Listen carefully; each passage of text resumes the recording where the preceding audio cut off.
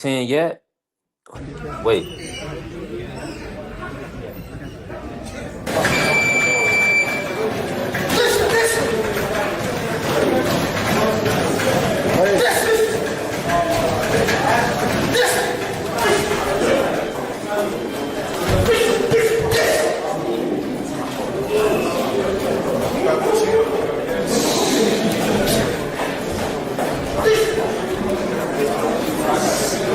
Touch to get there. Leg.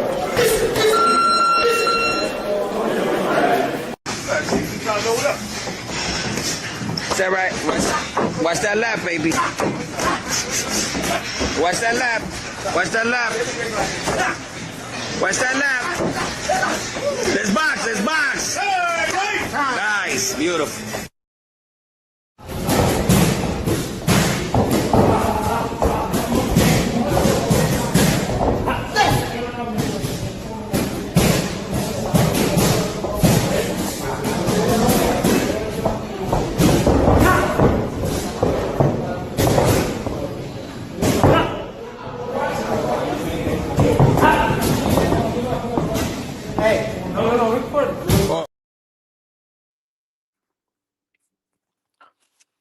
B3 Picks TV, we back again.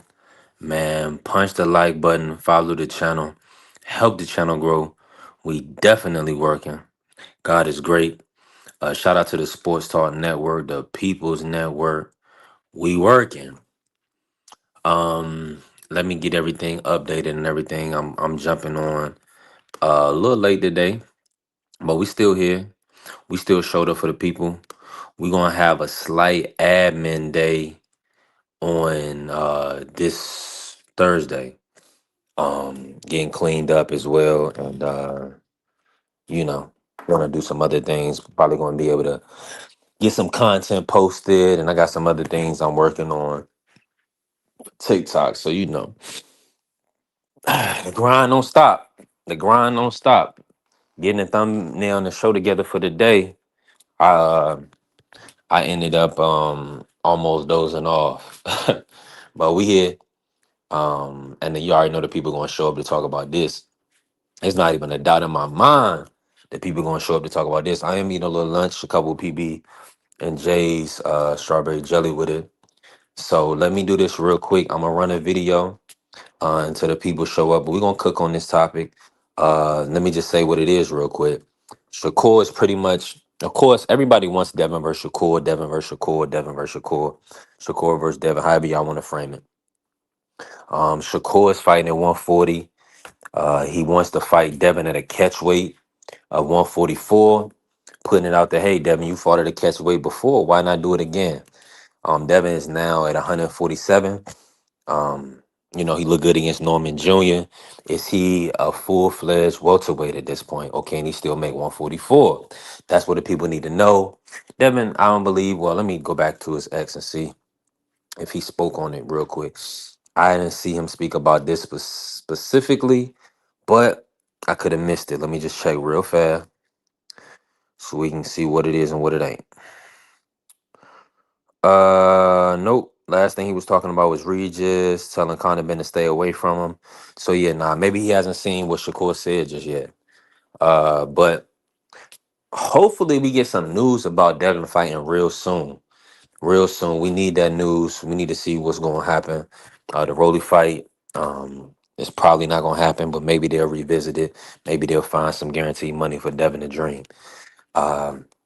But yeah, they're going to want to fight Devin at 144. Will Devin cut that weight? Do y'all think he should cut that weight to make the fight happen? Let me run this real quick, and then we'll be back at it. He almost knocked you out. Okay. Shout out to my brother FaZe. Appreciate you. Let me go ahead and put the link in the chat for any members that want to pull up and spit with us. They gotta know. I updated the bio for the page. We doing things a little differently. We can't do everything like everybody else. We stand out. We don't stand in. Just keep that in mind. We the head, not the tail. So we gonna do things a certain way. Man of God, child of God way, right? Everything we doing is progressing us forward. See, a lot of people they want to stay stagnated in life. They don't have no goals, no aspirations. We ain't doing that. We got goals. We got aspirations. We got dreams. We want to prosper. We want to have beautiful families, beautiful wives. They don't have to slave under nobody's clock. We want to take care of our women and treat them like queens, right? So everything is about being disciplined and being in order. If you don't have no order, you won't have no structure, and you won't have no growth. Salute to my brother FaZe. What's going on, FaZe? How you feeling, bro? Bro, I'm feeling good, blessed, man. I'm Good. I like, hear you on that road. yeah, man. Hey, I wanted to thank you for that talk the other day, man. We was talking, we was chopping it up just about life and everything, and it's been good. Just still working out, eating Hmm. right, and being more disciplined. So I appreciated that moment we had, me, you, and Coach. That was great. Yeah. Hey, man, listen. That's what it's about, man. Blessed to be a blessing. There's no point of hoarding the game. What's your reward for hoarding the game? What God's gonna reward you for keeping stuff to yourself when you got insight, when you got wisdom to impart? My reward comes through blessing other people, sharing the game, sharing my life experiences, and get to see the fruits come out in their lives. You know, um, that's what it's about, man. Reach one, teach one. We working this thing is together, man. Listen, at the end of the day, everybody not like minded, or everybody. A lot of people got a lot of hatred and envy within them. So now we got to pray against that spirit, and we got to work together. That's a fact, man. I see you got that 10 piece over there, man. Oh, you talking about you hear me eating? Yeah. Oh, my bad. I mean a PB and J, man. Listen, I'm down. I'm down 100. Shoot to my brother Juan Claudio. I'm down under 200 pounds now. Phase. Oh I'm yeah. touching one. I'm touching 197 on the scale.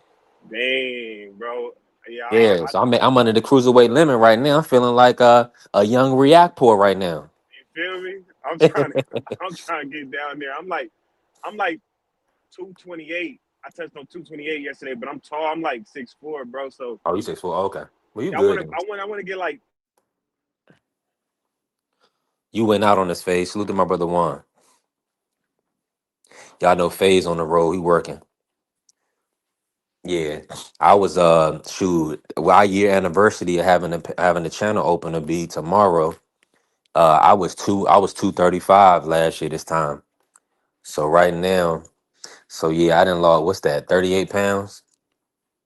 But that's by God's grace and just staying disciplined, staying focused. Still got some areas I want to tighten up in and sharpen up in, but 6'1", 197, I can take that. Oh, but Ty, where you at? uh, nah, I'm not getting my head knocked off. I more so I match up with Bronny on the court before I mess with Obatiah. You don't play boxing. You don't play boxing at all. That's not what we doing. That's not what we doing. Shoot. You step in the ring and somebody do you like Alex Padetta. Alex Padetta, he be sparring jokers. They thinking they cute. They thinking they want to be on social media, and you want to get in there with you want to fight. Okay, man, that dude broke somebody's jaw, cracked somebody's ribs. You don't play the fight game. You can cover the fight game. You can speak about the fight game.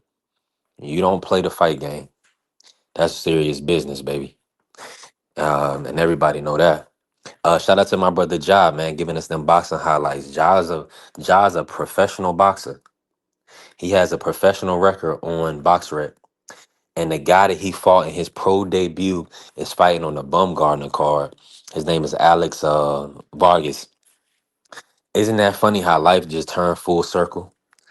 You see what I'm saying? A supporter of the channel, a member of the channel, had a pro debut against somebody that's fighting on the Bumgardner undercard. But that's God. That's God's grace right there.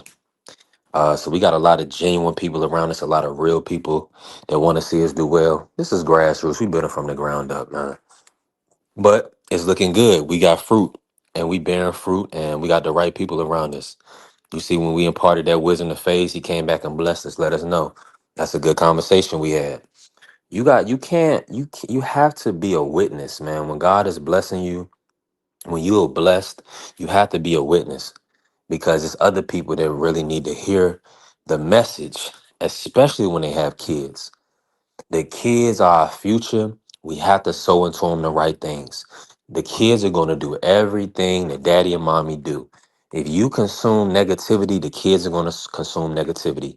If whatever goes in is going to go out. So if you allow your kids to be influenced by negative things, that's your responsibility. You have to take an account for that. So listen, we gotta watch what we sowing into. We gotta watch what we letting go into our eye gate and our ear gate, because that stuff will come out of our mouths. Everybody not gonna like this message. And they not gonna like the message because they want to keep doing the same stuff over and over again. And that's destruction. That's not progression. That's not growth. We gonna grow around here.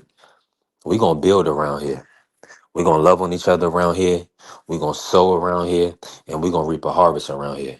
Y'all know what I'm talking about? Do you know what I'm talking about? My brother Juan Claudio in here. Juan Claudio.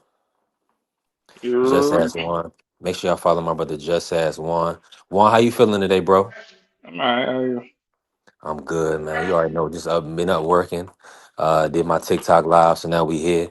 Let me get you started on the show topic. I'm gonna try to finish one of these sandwiches that I done made, these little PB and J's. You know what I'm Okay. saying? I'm just thugging it. Talk to me about the Shakur versus Devin catchweight. Shakur is kind of pushing it to be a catchweight.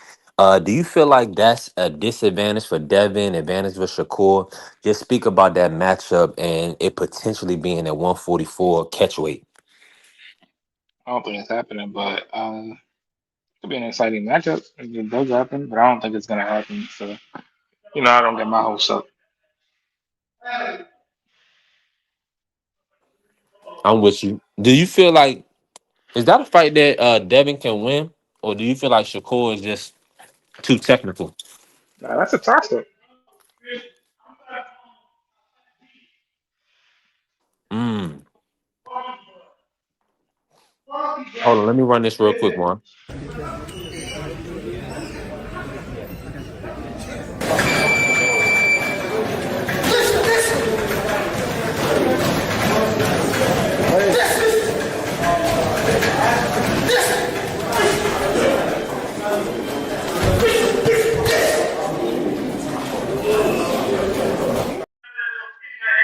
Juan, you seen that? Oh, hold on, my brother Juan Claudio. Listen, that's the last time Shakur been hit. hold on, hold on. I gotta run it back for the people, y'all. This is the last time Shakur even took a punch. Hold on.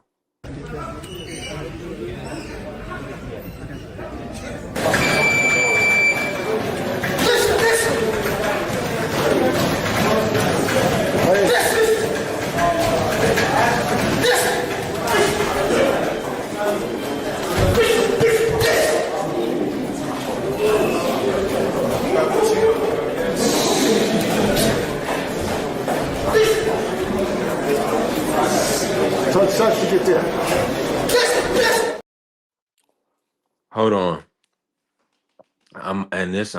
I gotta play it one more time. Cause did Floyd say he got a chin on him? Juan Claudio, you hear me? I'm checking see if my brother Juan can listen in. Cause that was nuts. Cause that's OD. That that's OD to say, boy got a chin on him. That's the last time we done seen the brother hit flush. Was in a sparring match when he was probably like 17 years old. It's nasty My work, right? fault. My fault. All right, Juan, I need you to listen out. Listen for Floyd in this. Are you with me, Juan? Yeah, I'm here. All right, I'm gonna play this video again. See if you can hear what Floyd says. Does Floyd say boy has a chin on him? Listen to this. This is just listen out.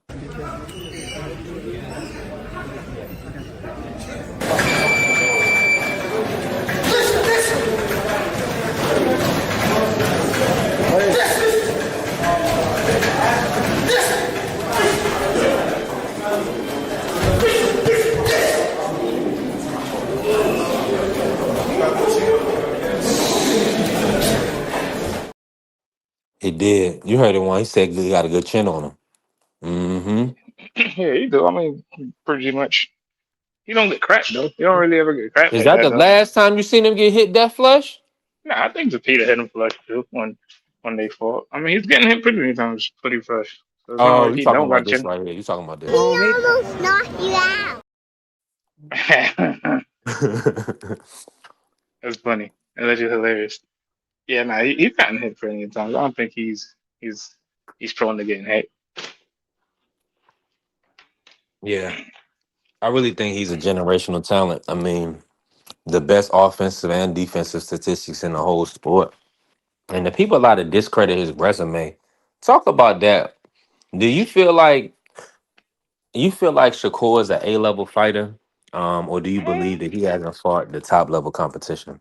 no, I think he's fought the level of competition that whatever they put him in front of him, but I don't know if you would call him top level. I would say those that he beat, people expected him for him to beat him. So it's not like, he hasn't, accomplished what he needed to accomplish before. So that I would say that. I would just say that, he's unaccomplished. I just feel like there's fighters that he needs to fight. You know what I'm saying? This is coming from a Shakur fan. So But nobody says that about Devin. Is it just because of the Loma situation? no, but then Devin, Ridiculous. I don't know. I feel like Devin's in a different boat because Devin's fought so many fighters. Um, but again, also him. I don't think he's his legacy cemented. Yes, as a Hall of Famer, you could arguably say that. If you really want to talk, you know what I'm saying? This guy, hasn't really fought So his you top giving Devin competition. credit for those guys like starting up with JoJo, Linares, and Gamboa, and you know Uh, I would give him credit. Why not? I Regis don't and see why Jose not. Ramirez, all those guys. Yeah, I wouldn't see why not. I see what you're saying. I wouldn't see why not. Why wouldn't he get credit for the wins that he's had? You know what I'm saying? Those dudes had a Yeah, lot more experience than him by the time that they fought it. right. I'm with you. Let me bring in Free. Juan, Free, how you feeling? Free, talk to me, man. What's going on today? What's good? What's good? Good, Man, free. man, just What's thankful. You going on, already Juan? know. Just thankful, blessed. God damn, is this Kind of getting thing? back into the situation. Um, getting back into this matchup with Shakur and Devin Haney. Shout out to MLC pulling up. He said Williams would pay to beat JoJo. Yeah, he did. Did Williams stop him? Nah, I think No, I Oscar don't think he Duarte stopped. stopped him. William ain't stop Yeah, him. Yeah, that was decision. What's your thoughts on this Shakur wanting the Devin fighter to catch weight? Do you feel like hold on, Juan? It sounds like you doing some you messing around with some bubble wrap or something. Um, do you feel like it makes sense to fight at a catch weight at 144 for Devin Haney, or do you believe that Devin should probably try to force it at 147? What's your thoughts on Shakur trying to itch the fight to be at 144? Just talk to us about that, and do you feel like it's a good fight at 144? No, it don't make sense for Devin to fight Shakur at 44 because you caving into Shakur terms. If Shakur wants to fight with you, Shakur has to fight you on your terms. I've always stood by that. When you're calling out a fighter, you have to fight them on their terms. You're the one that's asking for the fight. They're not asking for the fight. Devin didn't say I want to fight Shakur. Let's make a catchweight. Shakur saying he wants to fight Devin. So you fight Devin on his terms. You're the smaller guy moving up. You want to fight the bigger guy, then fight the bigger guy. Don't bring the bigger guy down and say, "Oh, I'm fighting. He's a bigger guy," but you brought him down. He was fighting at 47. You want to fight him at a catchweight. You're the smaller guy calling out the bigger guy. Go fight him at his weight then. Now, if it's the bigger guy calling him out, then yeah, Shakur say, hey, we could fight, but we gotta be at 44. Then Devin, you gotta fight him at 44 because you asked for the Shakur fight. But when it's the other way around, no, Shakur, you go fight him at 47. He's a champion at 47. You beat him, you become a champion at your fifth weight class. So no, I don't agree with Shakur dictating the terms. He's not the A side over Devin Haney. So I don't agree with that. I think is a good fight. if these guys fight. But I just don't agree with Shakur dictating the terms like he has a say so in it. Devin, like I said, Devin is not asking for the fight, so you don't have no say so of where y'all gonna fight at. I don't even know Yeah, why y'all. and it takes out the. I'm gonna bring you in smoke. It takes out the excuses too. Because why you want to build an excuse? Just go up, beat him at his weight class if you can beat him, and then you just demand, and you can say, "Yeah, I came up to your weight class. I took your belt. I'm the king of the division. You the man of the division. I'm the king of the division, and I'm reigning from 135 to 147." Talk to us, smoke. Jump in I and don't salute the even. coach and shout out to Bentley. What's good? I don't even know why y'all entertaining that boy talking, man. Word. Just making him feel better about himself. Cause look what I got him doing.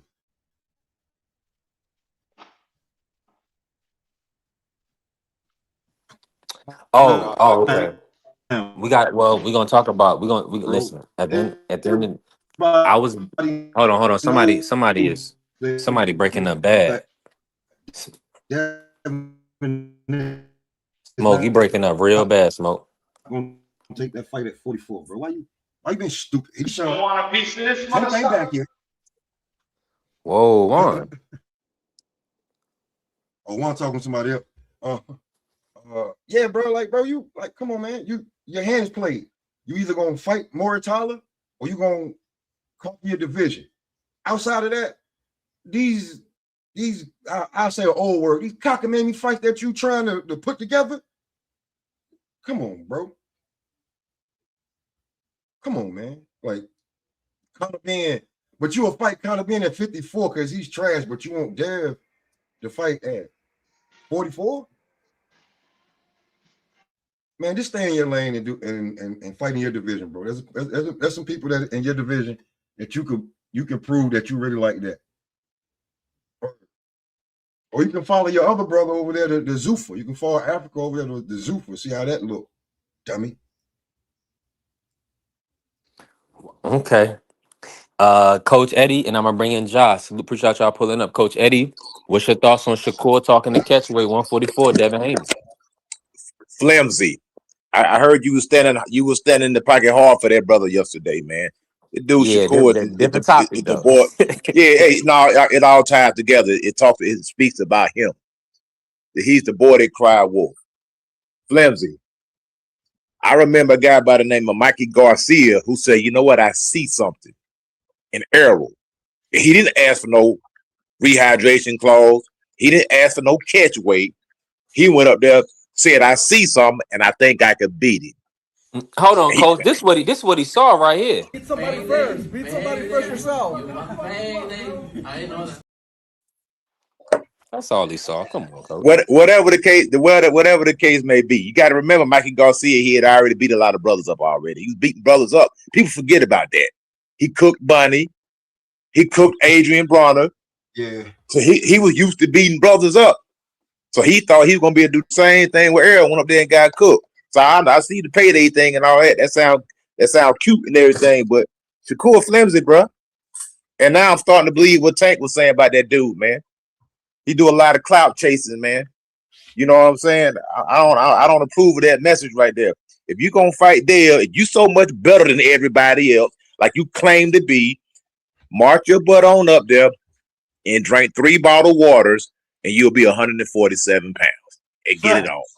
Fact. Other words, I don't want to hear nothing this dude got to say. Nothing. He's not actively pursuing to unify no division, to become undisputed. He ain't doing nothing but running his mouth. In my goddamn finesse 2-time face. He ain't doing nothing but running his mouth. Every time somebody fight, he got something to say, but let's fight. He say everything, but let's fight. So I ain't got no use for this dude, man. He on my bad side right now. I'm gonna land my plane right there. Yeah, let me bring in Ja. Appreciate you, Coach Ja, man. What's going on? How you feeling today? Talk to the people, yo. I Shakur is was like feeling saying, good till Coach started flapping his lips about Tank for no reason. You don't got no use for him. Keep his name out your mouth there. I definitely want to see him fight again, whoever. And Tank control the traffic around here. So he say what he want. Everybody else talking need to shut up because they want that Tank fight. Now, let's get on task, my brother. Good Lord. Shakur Devin Haney, 144 catch weight. Do you like the fight, or do you feel like Shakur should be moving all the way up to 147? 144 catch weight. That's some Yeah. softness. Mm. Yo scared of Devin. Devin about to walk him down. We about to call him walk him down Devin now. Mm. Go ahead and fight him at 146 catch weight. That's fair. Shakur, he getting to come up again. Like spoon feeding Shakur. He the only one get spoon fed for running his mouth. Wham wham. He always crying. He better come up to 147 because nobody even want to fight you. He ain't even going to get no fights if he don't abide by whoever stand. He had to take the B side standards to the B side. That's what I'm saying. That's why he put himself in that position now. Keep running your mouth, crying. Now he gotta listen to the B side when he fight. Ain't that some shit? Wow. Ain't that something? I ain't getting it Mm. all the way out. Ain't that something though? He'll really gotta listen to the B side now when he fighting, cause he can't get no fights. Cause all he did was cry, and everybody already gave him the utmost credit for his skills though.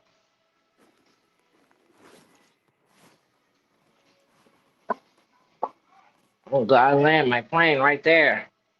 Hey, and salute to my brother MLC. MLC, we got members only panel. We a growing channel. We need support on the panel.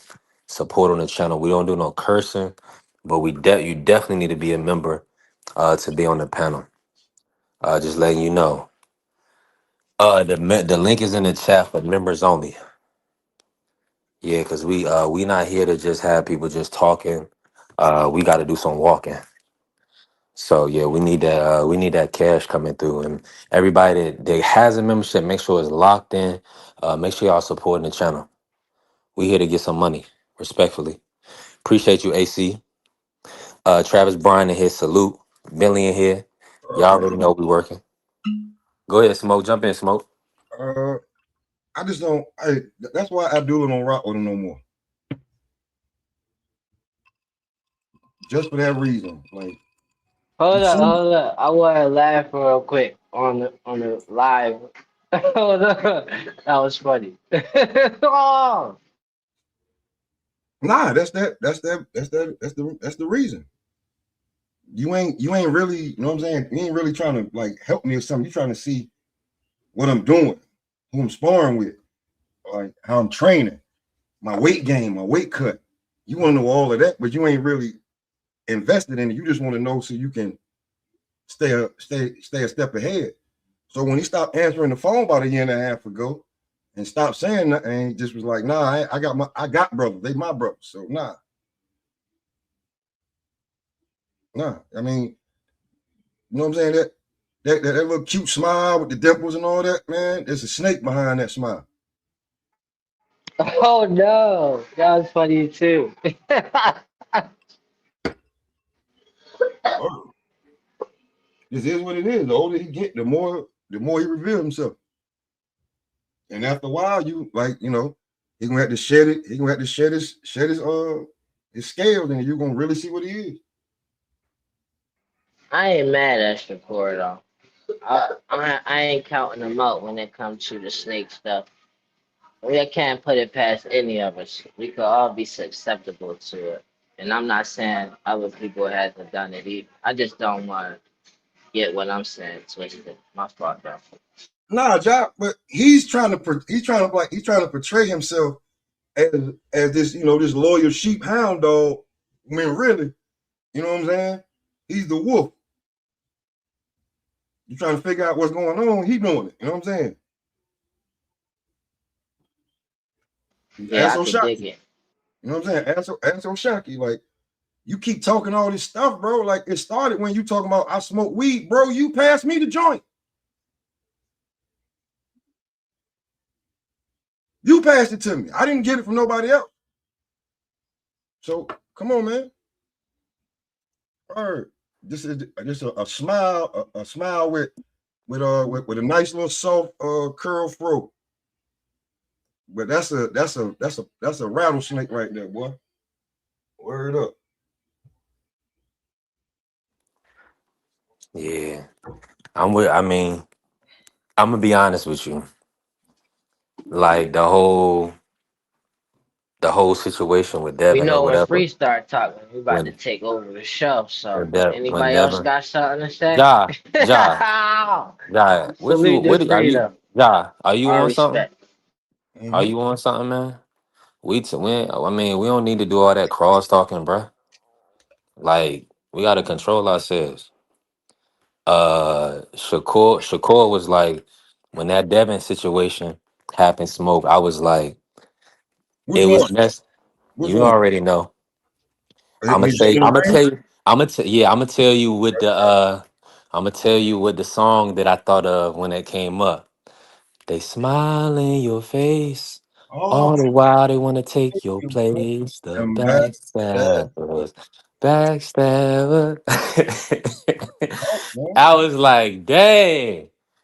I was like, but at the end of the day, it's a dog eat dog world. See, that's why they do it's not this is not a team sport. No, it's not. Yeah. No. Yeah. Yeah. Yeah. This is not a team sport. This is a one-on-one sport.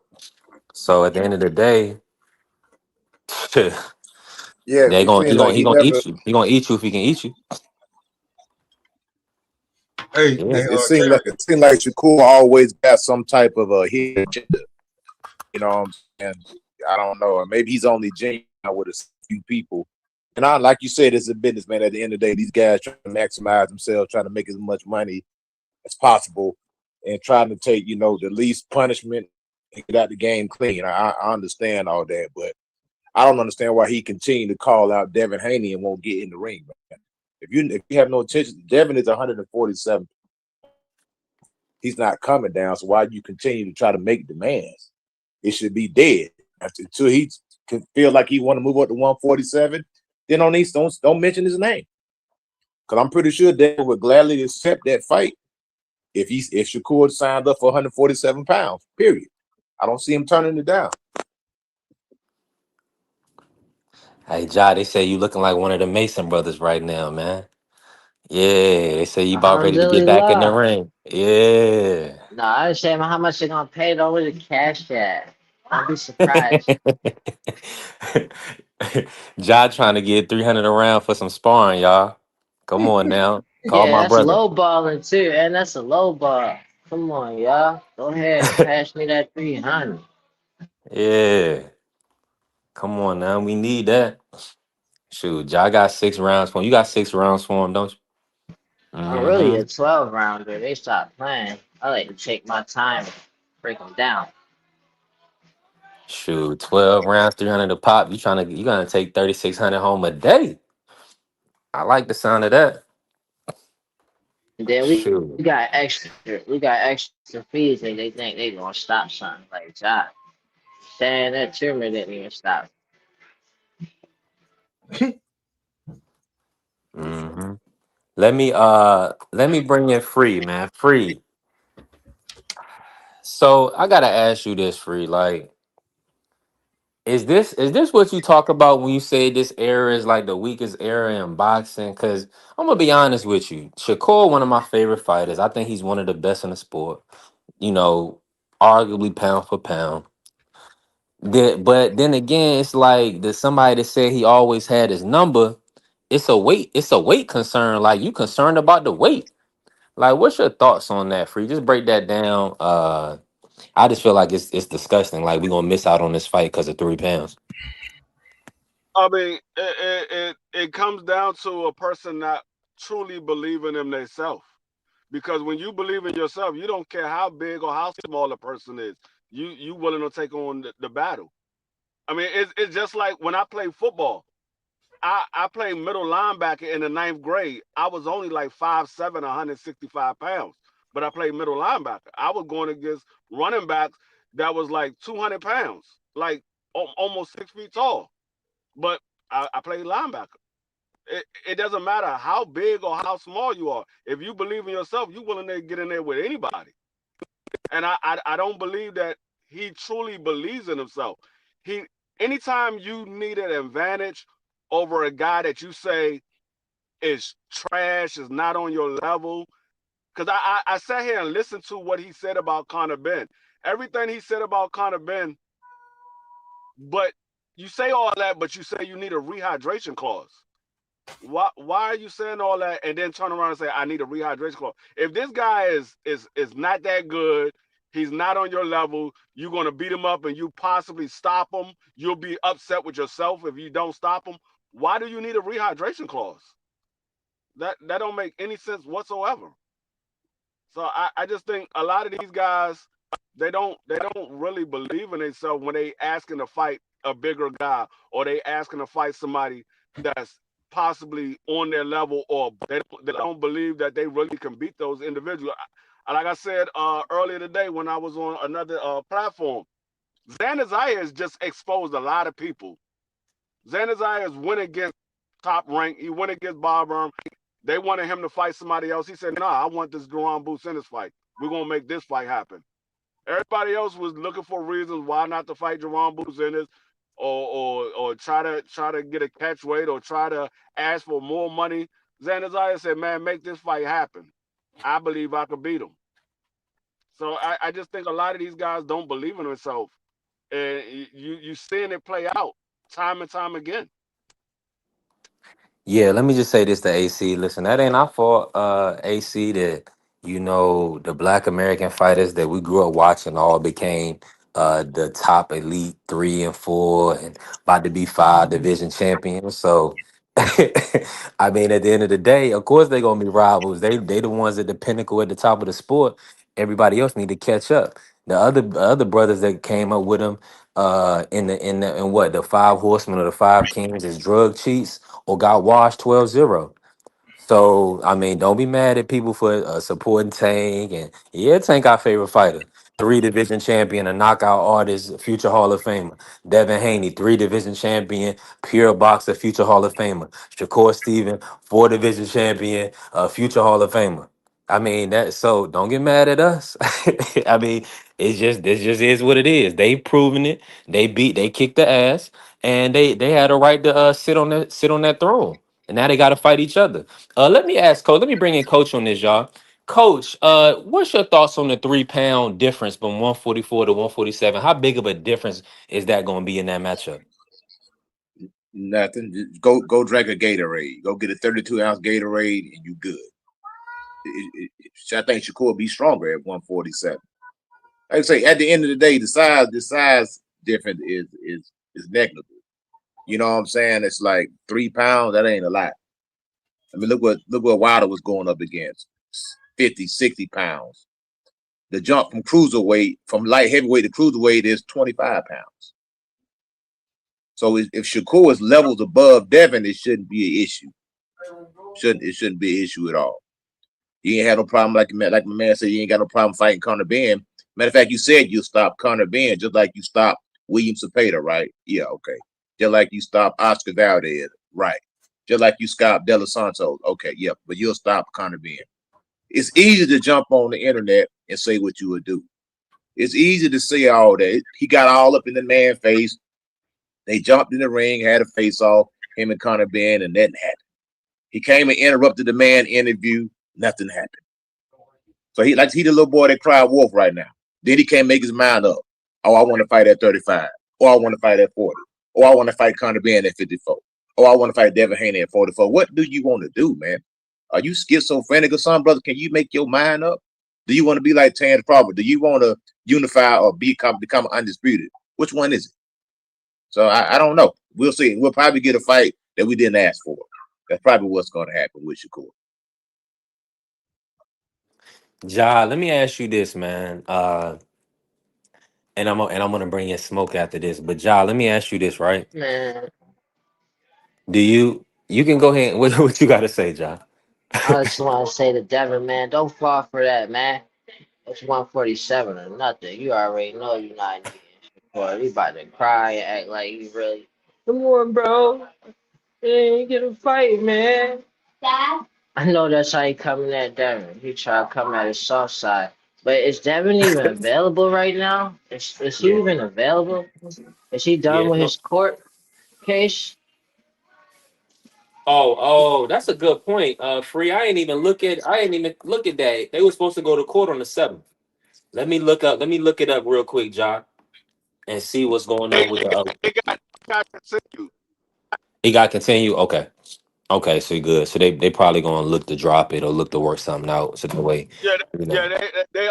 they did a no not guilty plea, and so they continued. So it's gonna go. They gotta go and go through the whole court legal situation. So he didn't have an actual court session. They just took their plea and they said not guilty. I mean, they said not guilty, and so now they gotta go through the whole court proceedings. So he Oh, not okay. So available there. not in New He, York. I don't he think it's not gonna be available in New available. York. Now, how you take a plea of not guilty? I don't get that. When you go to court, they ask you, "Are you pleading not guilty or are you pleading guilty?" They said, "We're pleading not guilty." So now they got to have a case because they took Right. a plea of not Yeah. guilty. So now they So got to have a he case. yeah, so he not available. He pleaded not guilty. Now he gotta go through court.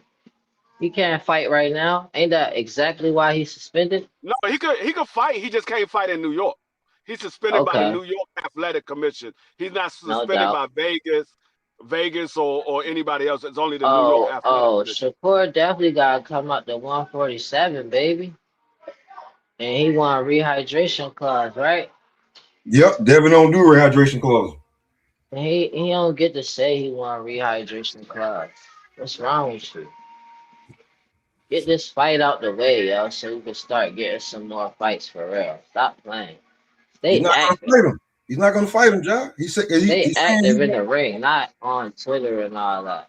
He Stay said he won't active go to in it. That's 47. what we really love you for. That's when most of these people, including myself, don't even know Shakur. We love you for what you do in the ring, boy. Cut all the other stuff out. That's clown stuff. He won't go to 47. He said he won't go to 47 to the end of his career. So by that time, Dev could be at 60. I know, I'm not sitting around waiting for you, bro. Yeah, I mean, you could wait for Tank if he want to move up or not. Like, he tripping on this Tank. He done made his whole career about Tank. That's a shame. You came in the sport with a silver medal as if it was a gold. You already had a name for yourself in the amateurs. That's why Devin even cared about sparring you. And Devin made some of his name off of that. And then you just sat down and made your whole name trying to make it off of Tank. You already had your own, try to make your own style off of Tank. And it's not the same style. Like, and That's why people he don't love got your me. style, love your skills. That's why. But That's you why don't. right now he looking. He throwing stuff at the wall. Hope it stick. Kind of band. Ryan Garcia. Uh, um, Devin Haney. Uh, I heard that he was gonna fight Raymond Mortala, but like that's the least fight that I heard. I hear everything else. Oh, he gonna go sign with Zoop. He gonna do this. To be truthfully honest with you, if you don't defend your belt or try to unify, you don't have nothing. You made your name to be that guy. So now be that guy. Stop looking for somebody else to leech off of. Every fight ain't gonna be a big fight. You're gonna have to fight though, buddy. Real talk. Yeah. Now let me pivot the conversation really quick, Smoke. If the Devin doesn't agree to come to 144, She won't. what do you see for Shakur? Like, what's the next option? What does he need to do if he can't get the Devin fight? Not what he want, because it ain't gonna be no big fight against none of them names that he thrown at the wall, and he hoped that we be like, yay! Ain't nobody asked for these fights, bro. We don't want them. So ain't no fighting your division. You got three other champions. You got some. You got. We say 140, 154 is where the smoke is at, and he don't want to light up. So I don't know what he do. Or but sit around and clout chase.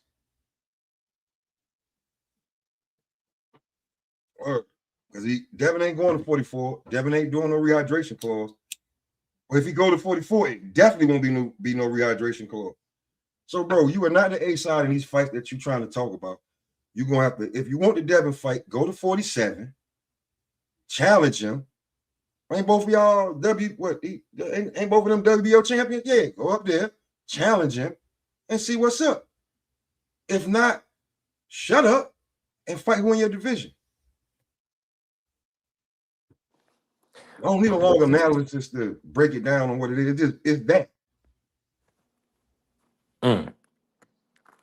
I can see that. Coach, what do you want to see from Shakur if he can't get this Devin fight? Like, what does he need to do in your opinion? He need to, I want to see him become undisputed in one of these divisions. Like I Yeah. say, they already crowned him pound for pound because he beat Tio, a guy that I think ain't all that. You know, for some reason he became this legend for beating Tio, a dude that already got 2 losses and been beat up and been ran through and got questionable decisions, and he looked subpar. So he got to fight somebody. Shakur trying to fool the public, man. That's all he doing, man. He calling out Devin for clout chasing, and you got some Shakur fans right now talking about Devin ducking the smoke. I guarantee it. They calling Devin a duck, or he don't want to come down and fight at Shakur's catchweight. So like I said, he got to unify the division, unify, become undisputed.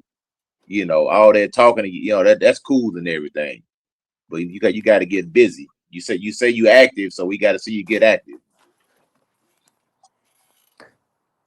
I'm with you 1,000%. Free?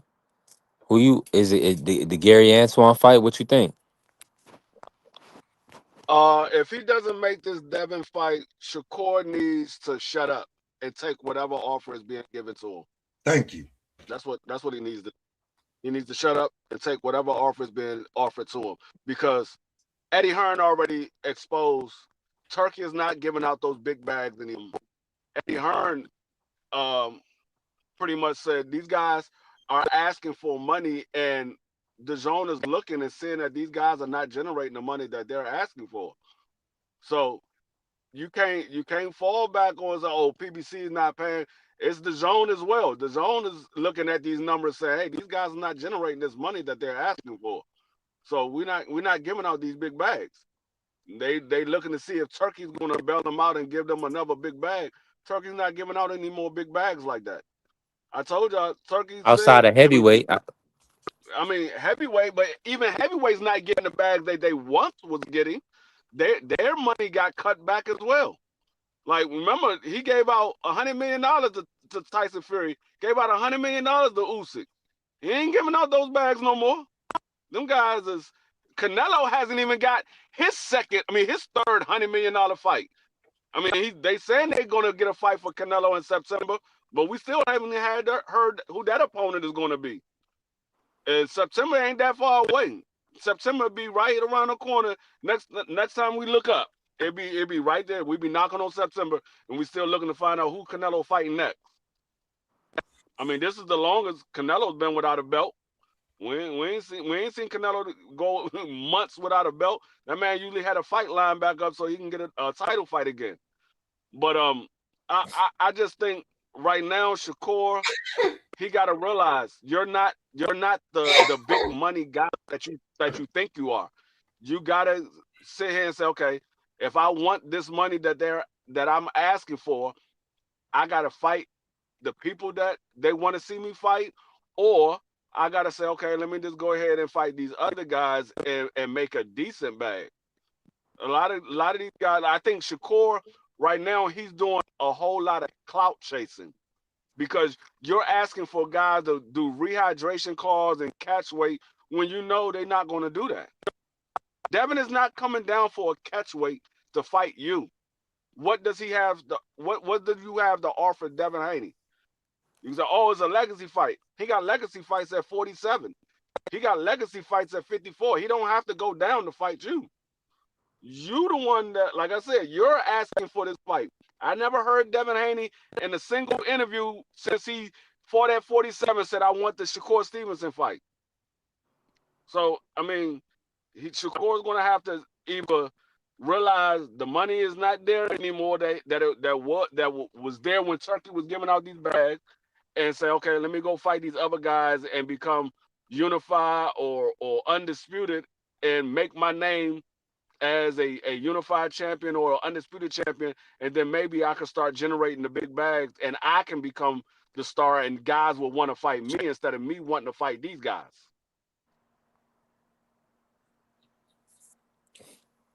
Yeah. Did you just Hold ban Yeah, on. yo, somebody? and Shakur Somebody got, just got and he banned. gotta give his opponents Yeah, he credit got too. banned. He Huh? can't. He Shakur gotta Absolutely, give he his got opponents banned. credit, bro. He gotta give his opponents credit, man. Like he gotta tell the Listen, people how good their style is, what skills they got. That'll do him some justice too. So motherfuckers will actually know what they're looking at when he fighting. Like he can't just be like take whatever offer that the promoters give. He also gotta big up his opponents. I'm gonna be honest with you, Smoke. I'm doing things a lot different around here. I really only want genuine people around me that's kind of they got all their faculties. They can speak without cursing, or I mean, if they in the chat, they at least can communicate effectively. We don't need cornball and goofballs around us. People that's undisciplined and people that's just trolling. They My can go. They fault. I can go. might have. It's so much. It's so many things. It's so many other places you can be. Don't jump in the chat talking about make me a mod, make me a mod. What are you doing? You don't even know us. We don't know you. Just go do something else. I I Hey, was free, free, you on mute, free. My bad. I saw MOD. I thought he was talking about something else. I didn't even peep that he said make me a mod. I didn't even peep that. I thought he was yeah. talking about something else. Then it was Yeah, Boy, gone. no, I keep telling these people, dog, I have been on channel after channel after channel. There's not a single video or a single chat that you see me in, and if I've ever asked to become a mod, people gave me the wrench because they wanted to. I've never asked yeah. for a wrench nowhere I went. Nowhere. But Yeah, see, I you gotta control carrier. What you gotta understand, we gotta control our environment. We not these people can't come in here and control our environment. Tell us what we gonna do, and nah. And we gotta listen to them. Absolutely not. You know, You, nah. you We ain't doing How become a that. much he mod. put in the super chat? He put, oh, You how the heck? you become a matter of fact. If you want to see some color beside your name, become a member. You'll have color beside your name. Absolutely, and you can 100% be a mod. It's mods that ain't members. Trust me, if you want to Right. show, if you want to support the channel, help the channel grow, absolutely you should be a mod. But come on, that's just common sense. Listen, it's a lot of people doing things the wrong way. Smoke, I ain't gonna be one of them. Trust me, we gonna have order around here. We gonna do things the right way. You become you. Be, I tell you how you become a mod. There's two ways you could become a mod. Either you could become a member and you're a mod, or you could just be loyal and show up every time to go live, and eventually he will give you a wrench. One That's how you thousand become a mod. percent. With the shot, and I'm thinking about Bobby. Shout out to Bobby. Bobby just came around, casual, cordial, communicating with the people, whatever, whoop de whoop. And it's like, okay, this guy Bobby, he be coming around. Give him a wrench. You know what I'm saying? That way, we'll make sure to ensure that he's just not blocked or his comments is just not removed, or haphazardly by somebody. Or my finger don't slip and I just delete him from the chat. You know what I'm saying? So yeah, I appreciate that. James Johnson, you about to be a mod. You know what I'm saying? Yeah, and just in a second. Appreciate you, James. You know what I'm saying? Just real people. Yeah, we don't need no bots around us. No, you know what I'm saying? We need real people around us. Because at the end of the day, once you just start letting a whole bunch of people around, we gonna grow. We gonna grow. I'm already knowing. We already growing. So we gonna have who we have, and it's gonna be sound-minded people because we people sowing into me, I'm sowing into them. We giving a lot of good game on here, and people gonna want to be around us. God is gonna bless us because we being stewards of everything He's given and everything He's doing. Just as far as like my mental capacity, what I have to offer, and I'm not hoarding it. I'm able to share it. I'm imparting. Look who I got on the panel. Four educated brothers, insightful brothers. Everybody not doing that. You think you gonna go to all these channels and get free Coach Eddie Smoke and Ja? Knock it off. Knock it off. So, hey, we gonna keep doing what we doing. Let me What let me happened? I don't even know what's going on. You know how I am Nah, it was sometimes. yeah. somebody in the chat. Somebody in the chat said make him a mod. And then I look and B3, he didn't just like shut him down for a few minutes. He kicked him out. Yeah, Oh, they don't yeah, see the savage part must not be in his name yeah. when they He on kicked him here. completely out. Right. Yeah, they not. This Yeah, they nigga don't know. don't. You don't think that? Oh, excuse my lane. You don't think that he's savage? Cause you think I'm savage. I told you I'm the nice one. Yeah, He when just but he see, just smoother than me, and because he mature. He younger than me, but he more mature in certain ways. I'm gonna tell So y'all that was the this. savage part. I'm gonna tell you this, Jai. We don't have time for a whole bunch of games. See, the thing about what people is when we here spending a lot of time, we're gonna make some money, right? But see, this is an outlet that this is a good outlet for us. But truth be told, uh I'm gonna be honest with you. It's nobody really showing discipline and structure for the youth and how to conduct themselves. Cause y'all see what's happening around us. Youth is getting unalive. Youth is impregnating young girls. Youth is doing a lot of things and they don't have a lot of guidance and a lot of people that's holding their hand or showing them the way or being honorable men. So yeah, so absolutely. Like it's like when you walk in my feet, when you walk in my house, take your shoes off. Hit my like button. If you wanna, come as you sit on the couch and turn on the TV, you want to get the remote, you need to have $7 for a membership. If not, sit on the couch and watch us direct the show. If you want the remote, y'all feel me? If you want the remote, join the membership. I You feel can you. come up here. Amen. I It's don't just see that why a simple. nigga put his feet on your couch. Peace and blessings to Rick James. Y'all know what happened to Rick. Yeah. Wait, you know what I'm Hey, saying? but Jai, you gotta And you gotta peace and cool blessings to Jai, Charlie Murphy too. You gotta Peace cool and out with the blessings. N word. Come on, Oh, Jai. I didn't hear that in myself. My apologies. I'm Yeah. saying y'all know what happened to Rick James. Peace and blessings to him and Charlie Murphy Oh when yeah, he yeah. did Rick that. James punched him dead in When his he did dead that in his to forehead. they couch. You don't do that. What you doing? It don't matter how much somebody make it. You don't go over there and do that to their couch, yo. Hey, who was that? Gary? He said one dude said Norman Jr. the best fighter since Jack Dempsey and B3 wrenched him. Yeah, Norman Jr. gonna be a two-division champion. Carry a trolling. Norman Jr. be a two-division champion soon. They're gonna probably. I don't know who they're gonna fight next, but I know Bernie over here said on our channel he said they wanted Tiger Johnson wanted Brian Norman Jr. So I don't know. That's gonna be an interesting matchup right there. Real interesting because Tiger's rangy. I ain't want to go too deep into that smoke, but you got Tiger in that fight Who was he fighting? right now. Brian Norman Jr. They fighting next? Bernie on the channel said he wanted that fight. They wanted that fight. And Bernie and Bomac and the team, they're training Tiger Johnson. That might not be next because I believe they're gonna put Tiger on the Abdullah Mason undercard. Yeah, he is But on that card. right, so that might not be next. But what you think about that fight in general? I think B Norm need two more fights. Mm, Coming off a loss, I think he need a fight to get that confidence back, and he need a fight to get comfortable with Ronnie before I think that he can rock with Tiger. To be truthfully honest with you, I know he got the power and everything, but I think Tiger outboxed him. mm. Just Coach, saying. I'm gonna bring in free after this. Coach, you feel the same way about that? I think it's a tough fight for both guys for different reasons. Like I said, Norman obviously carrying the power, in both hands, but like Tiger Johnson, he's a good fighter too, man. He's got that range, man. He's long and he's rangy.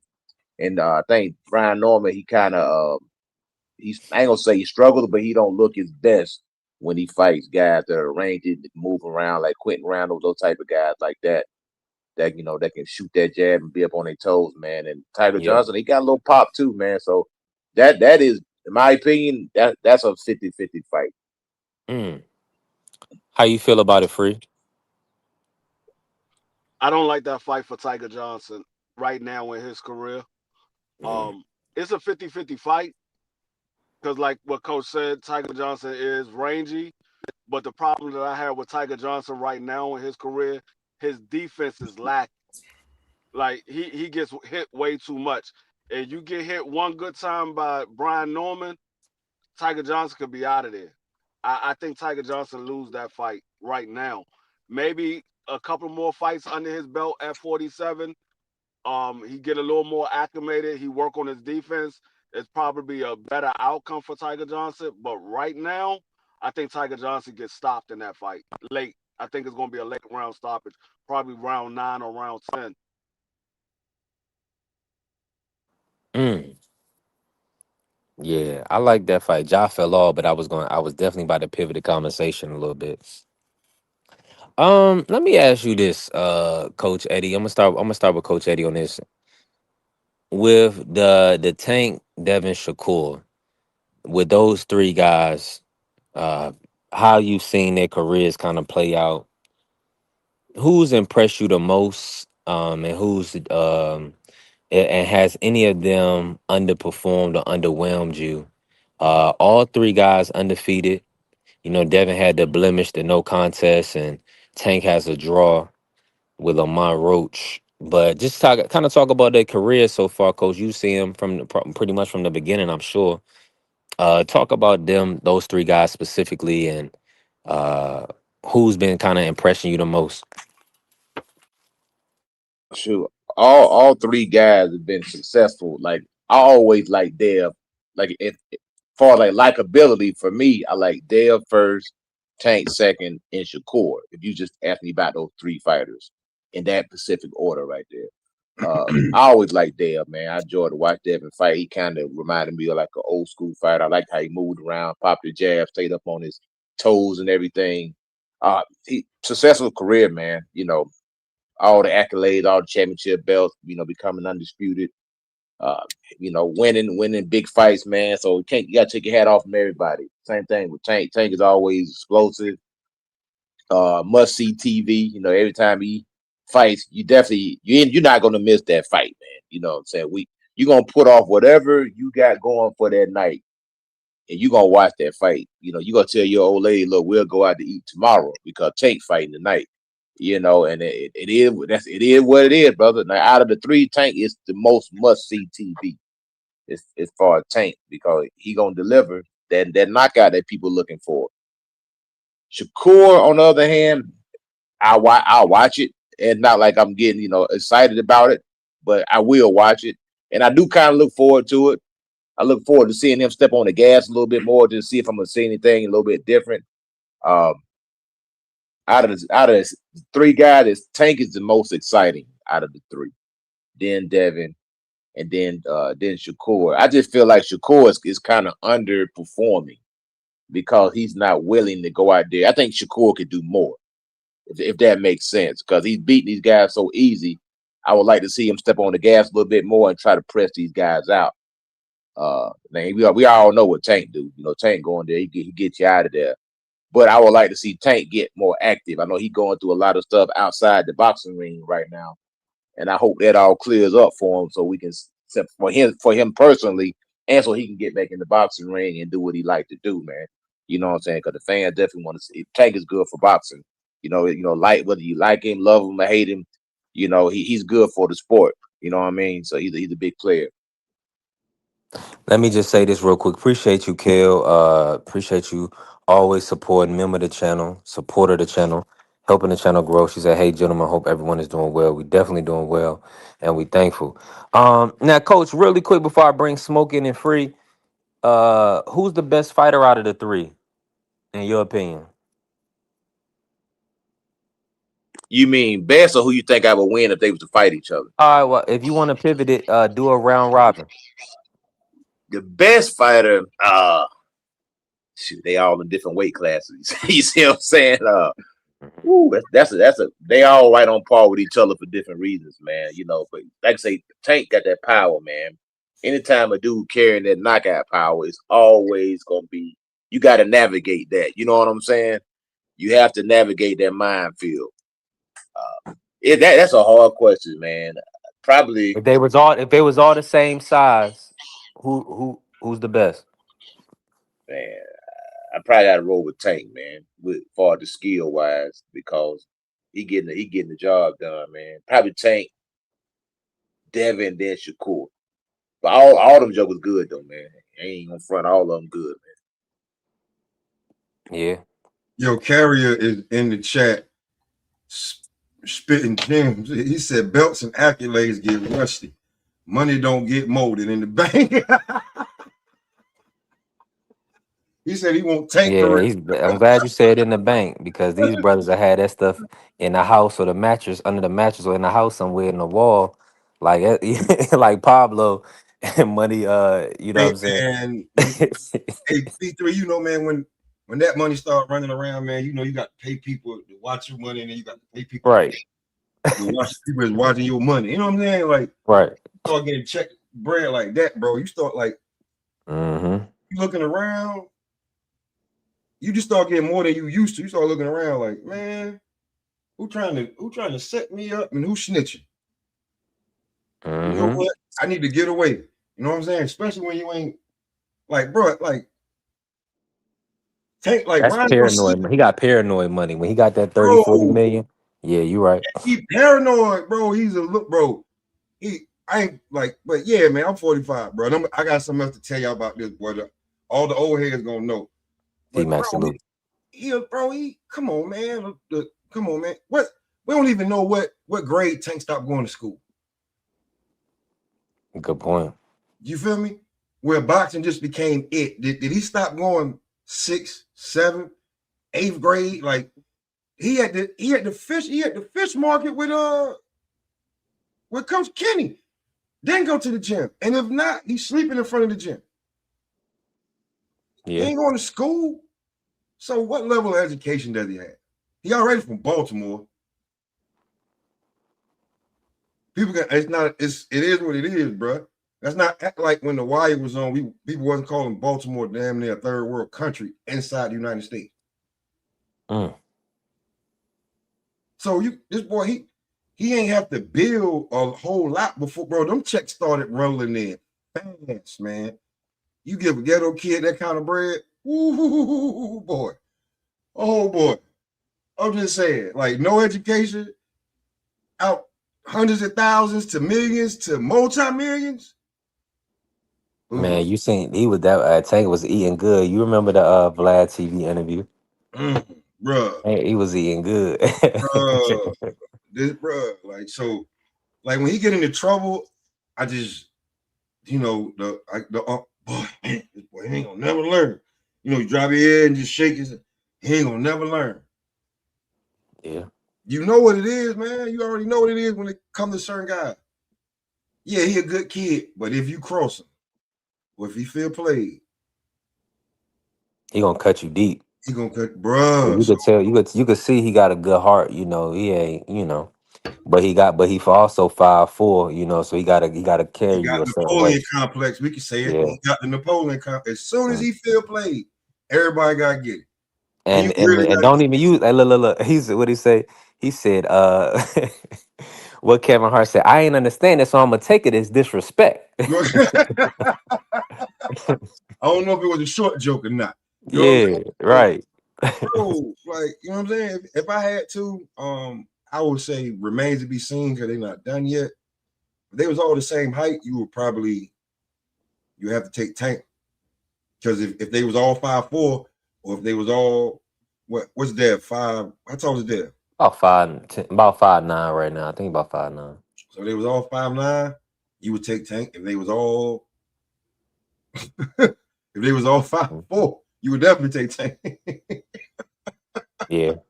You would definitely take Tank. So yeah, I would take Tank. But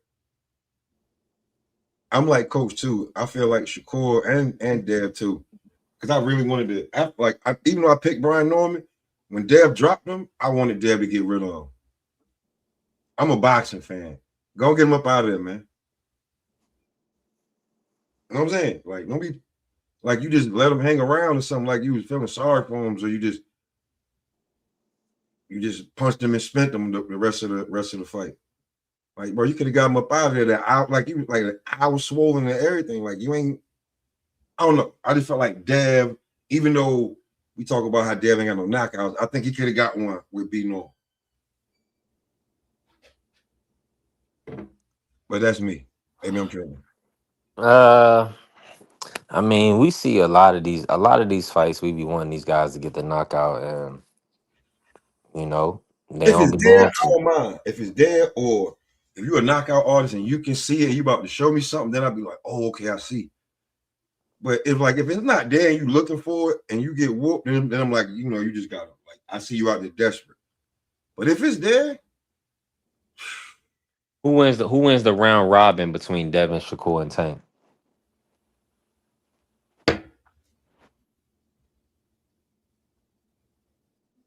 Tank, Mm. I go Tank. All focus, like no outside distractions. You know what I'm saying? Because bro, I hear the way guys we be talking about guys like he got all this money, bro. They human, bro. You want to call them tender what? You want to call them the S, whatever you want to call them, whatever. Like you know what I'm saying? Whatever it had. I laugh at it behind the scenes, but I ain't like you know what I'm saying. That's not gonna be my premise of the day, right? Just like I won't like I did Hold do. on, you got to break that down though, Smoke. So Shakur and Devin gonna let him do what he do? They ain't gonna let him do nothing. He gonna do what he do. Mm. He gonna do what he do. Or I mean, I'll be real with you. Like they want the man to run to 140. When he fought Barrios, he said, "I don't like it up here. I don't like how I feel." Yeah. People is mad about that. He's a little guy. He's little. But you want him to come up? No, no, bro. I fight at 135, and I can make 138. Yeah, I thought the Frank Martin was the best Tank I've seen, like in shape wise. Um, and I know Frank had success because Tank is closing the distance, and Frank can box pretty good. So I just feel like a in shape Tank, focused Tank. Man, I'm glad Devin didn't take that fight at 135. We wouldn't have got the best Devin. I failed to mention this the other day, but Devin, he had to try 3 times. They not even supposed to allow this, but he had to reweigh in 3 times to make the Loma fight to make sure he made championship weight. So that just kind of goes to show you a lot of these guys is missing weight, missing a fight. This brother literally had to go lose weight and come back to keep them belts because he gonna say ain't nobody gonna ever call me unprofessional. Now that's the heart of a champion. And what Deontay Wilder said, heart of a lion. Talking about Devin Haney. I don't know, man. Like I'm saying, we've seen what Devin to go through to get a win. Yeah, yeah, He yeah, gonna yeah. yeah, he gonna go through whatever it take. Yeah. He ain't gonna let it. He's not gonna be denied. This brother, and we seen how he looked against Cambosis on the scale. Do I see that's it? See, So that keeps imagine what he the looked at level. trying to make the Loma weight. But look, I'll say this too. Like, you might have missed this. Who has like when it comes to level of dedication and trying to make Shakur said, no, I'm not even gonna try. Mm. We do remember that, right? Like that's not Oh like yeah, he yeah. said, nah, he like, nah, I'm good. I can't make the weight, drop both belts at 30. And then he came back after the fact and said he could still make 130. I was like, wow, cool. I was like, wow, that was He interesting that just he talked. said that. He just Yeah. talked, man. Like there's some Hmm. fighters that when I be like, But see, I don't. That's what I don't like. Smoke. Don't just be talking, man. Be intentional. Like, no, why are you just talking? they're just talking. They act like you're not looking at them while they like, yo, listen. And me and you B3, like, especially like coach, phase, I don't know. But when you a hooper, you always sizing it, you always sizing a ninja up. You always sizing them up. Oh, well, let me see. How I'm gonna play him. I'm gonna play on the outside with him. Ain't nobody in him. That boy solid. You can tell the first time you bounce it, you run into him for no reason. Just to see what it's gonna be like to tell. Oh, yeah, okay, so cool. So looking at boots, nah. I knew he was lying, talking about he can make 47. I ain't care what nobody said. Not a soul. Let Shakur, me let me just say this real quick, Smoke. Salute to my brother Steph. God bless you, man. Appreciate you showing up to the channel, man. It's good to see you, bro. Appreciate you, Steph. yeah, Go ahead, Smoke. yeah. Shakur Stevenson, he's outside with your mother. Shakur Stevenson, one of the most jacked up 126 pounders I ever seen before in my life. I said, Mm. he fight at what? When I first, I was like, he fight at 126. And I was like, how? And just for anybody that's in here, that's new in here, don't hesitate to check the description of the channel. And look at everything with the channel. Now I am doing members only panel. I know everybody's not gonna like it. We're not gonna be like everybody else. We gonna stand out. We're not gonna stand in, and we gonna make some money on our channel. It take millions of views to get money from YouTube. You gotta have at least 1,000 subscribers to get any ad revenue. Uh, you see what I'm saying, Smoke? That's way out there. So people thinking we on YouTube, we get money. Hey, hey, That's bro, way down the line. I'm gonna be truthfully honest with you, bro. I'm gonna talk to you. I'm gonna talk to you, bro. 'Cause I spoke to somebody Yes. that's got a lot of subs, bro, and he told me, you know what I'm saying? Yeah, we'll talk. Appreciate you. I need that wisdom, man. Listen, it's Word. when you have wisdom, you should impart it to somebody else because at the end of the day, you reap a reward for what you sow into somebody else. When you sow positivity, you reap positivity. When you sow negativity, you're gonna reap negativity. So that's just what it is. So yeah, Smoke, we'll talk. Let me ask you this, Coach, while we here, right? See, I don't know where Phase fell out. Yeah, but FaZe is driving. FaZe moving around right now. Okay. Uh Matter of fact, since until oh no, my bad. I cut you off, Smoke Cook. I got one foot, bro. I caught the LeBron James, bro, 2 days ago. What happened? Tell me. What kept LeBron out the first month of basketball when the season first started? You remember? Was it his back or something else? Yeah, sciatica. Oh my goodness. And remember, you know everybody at the barber shop and there, we was all making jokes about it and everything. If you ain't never had it, you don't know, bruh.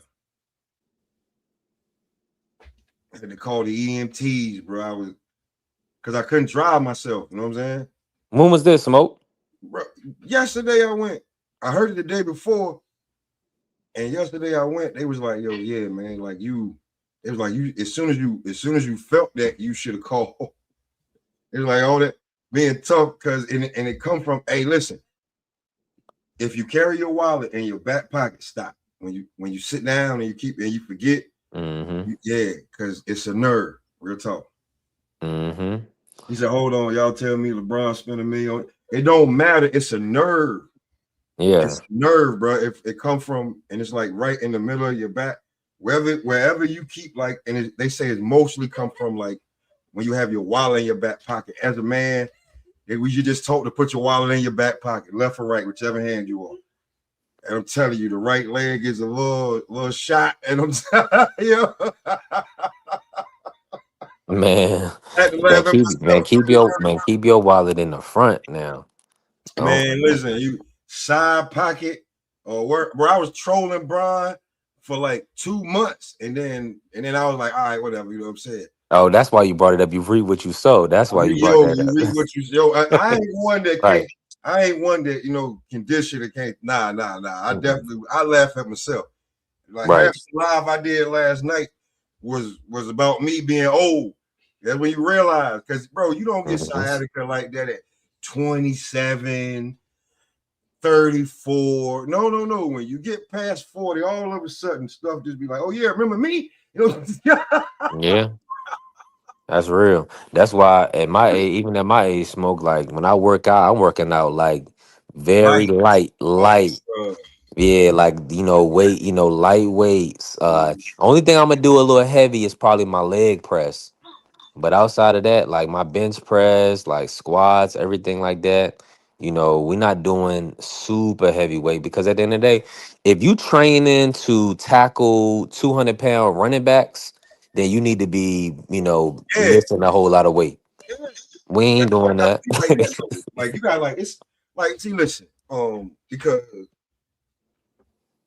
I ain't talking junk against nobody else, man, but it's like right there around the Mason Dixon line, right around there, man. Like when football and basketball players always train together because it's right there. Boom, boom, boom, boom, boom. Like me and T was talking about last night. You'll find out real soon in high school that if you want to just play basketball, you fighting for 8 spots. So you better be better than everybody in tryouts because it's gonna be between 5 to 7 people coming from the football team that's already got their spot. They ain't Yeah, gotta because work. their athleticism is just gonna be better than everybody that's in the gym. Mhm. Right. So when y'all know y'all in that, bro, And then listen, if that's not the case, Smoke, your team gonna be trash. mhm, mhm. You better have some football players coming over. Listen, you better have some running backs and some linebackers. Them boys that can move their feet. That's how you work on your crossover. I Yeah. just gave y'all that for free to put in the Discord. Damn, my fault, man. B3, stop laughing at me. But yeah, that's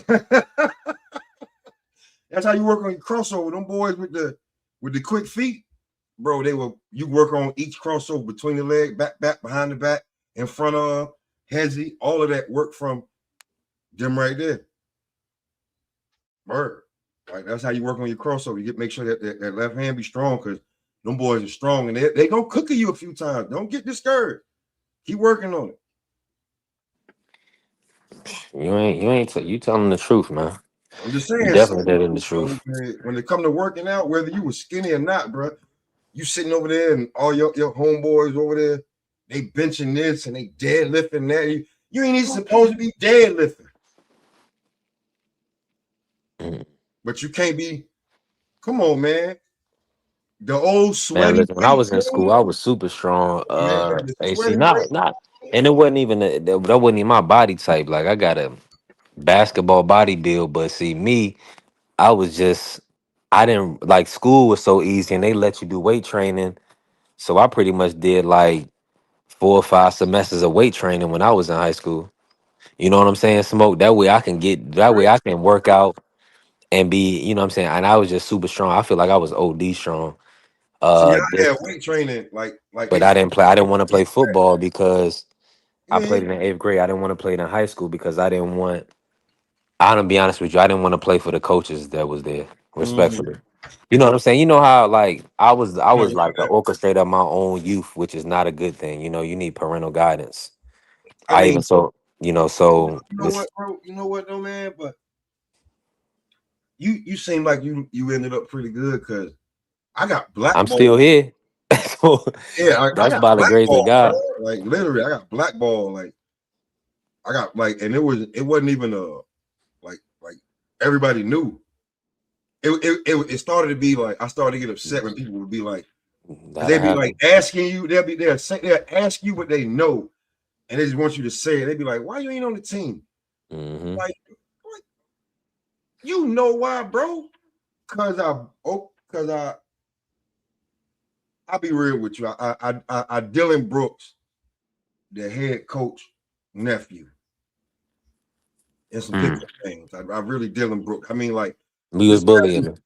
imagine Dylan Brooks being on his game and just and I like everything. And he was the coach's nephew, not even by blood, by marriage, but bro, like he blackballed me. He told the JV coach he couldn't use me. I was already on the team.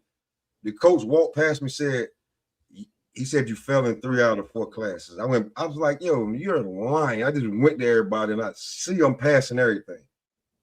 I didn't find out till after school when the JV coach was sitting out there, with all the old heads that he can't lie in front of.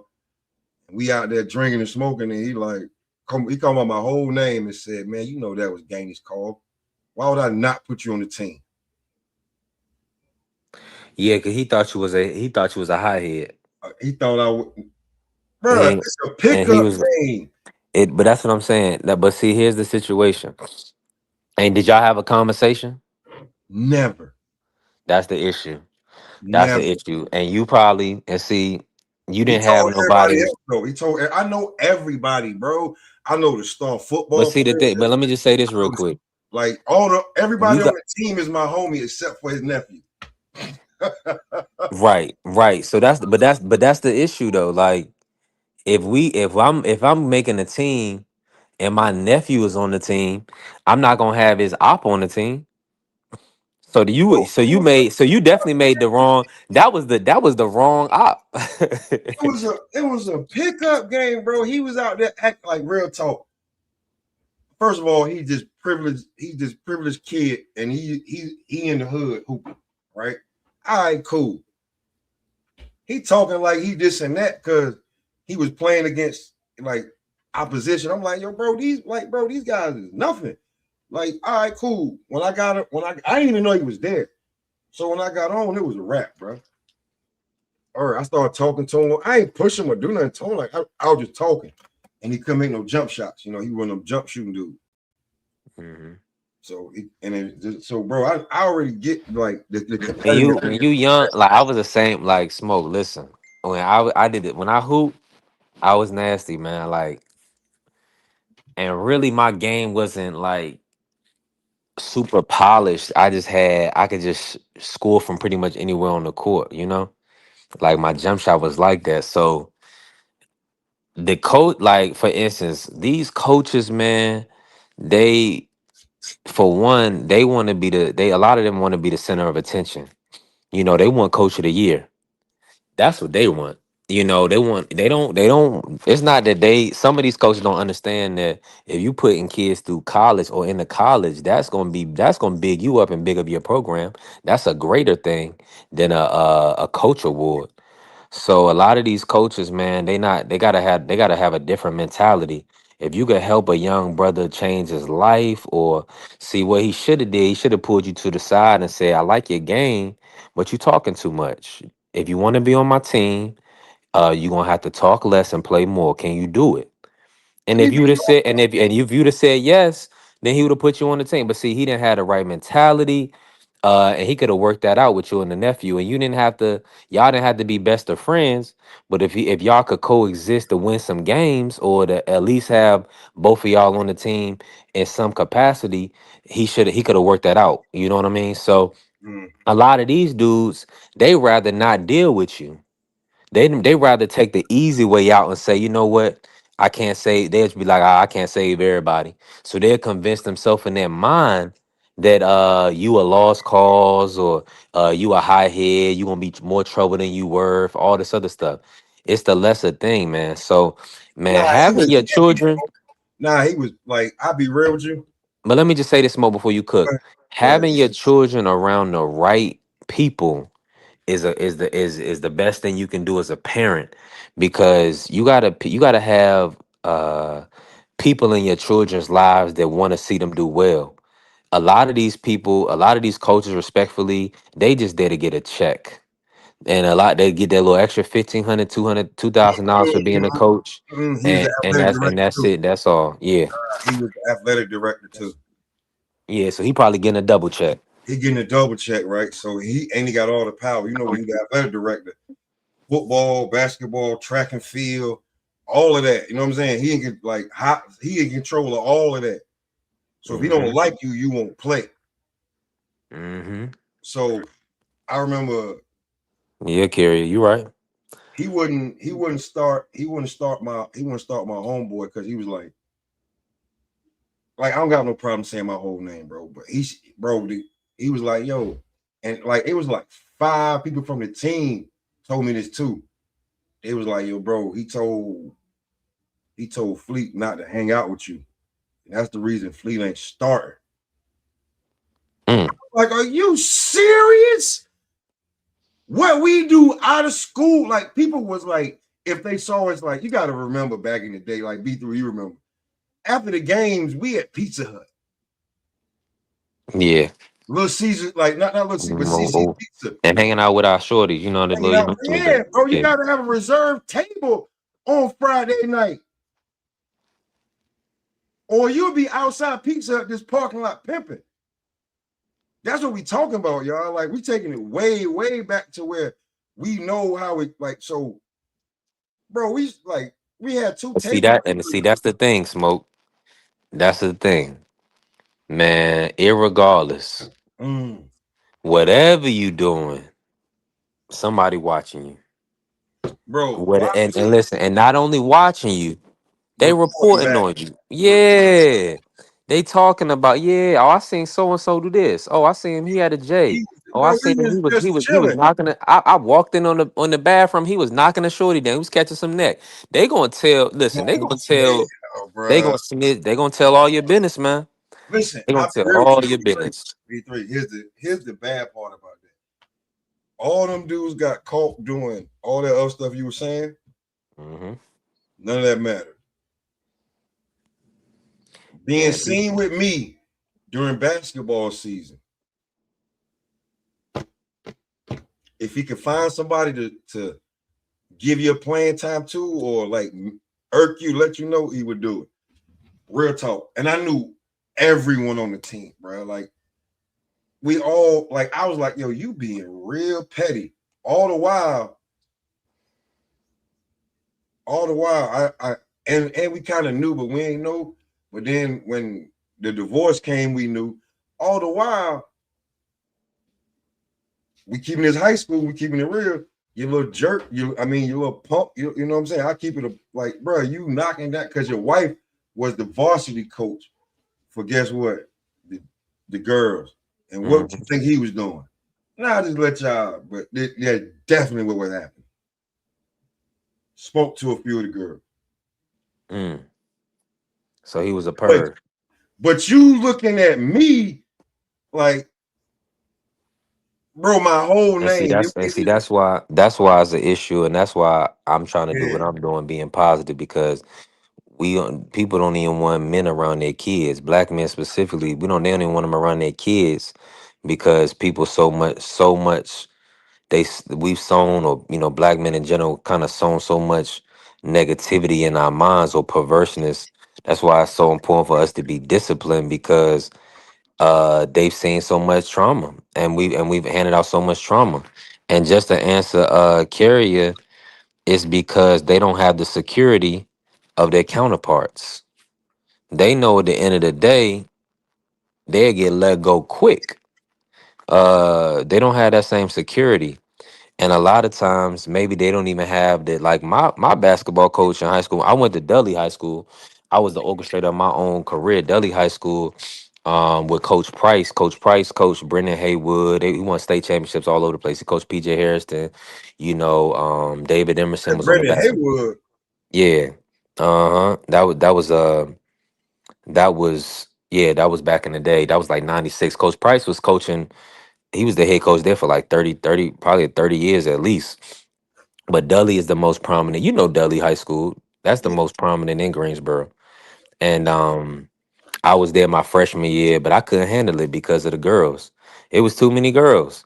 And well, I had pretty much did everything I wanted to do, and I end up going back to Southeast because they gave PJ the team as a freshman.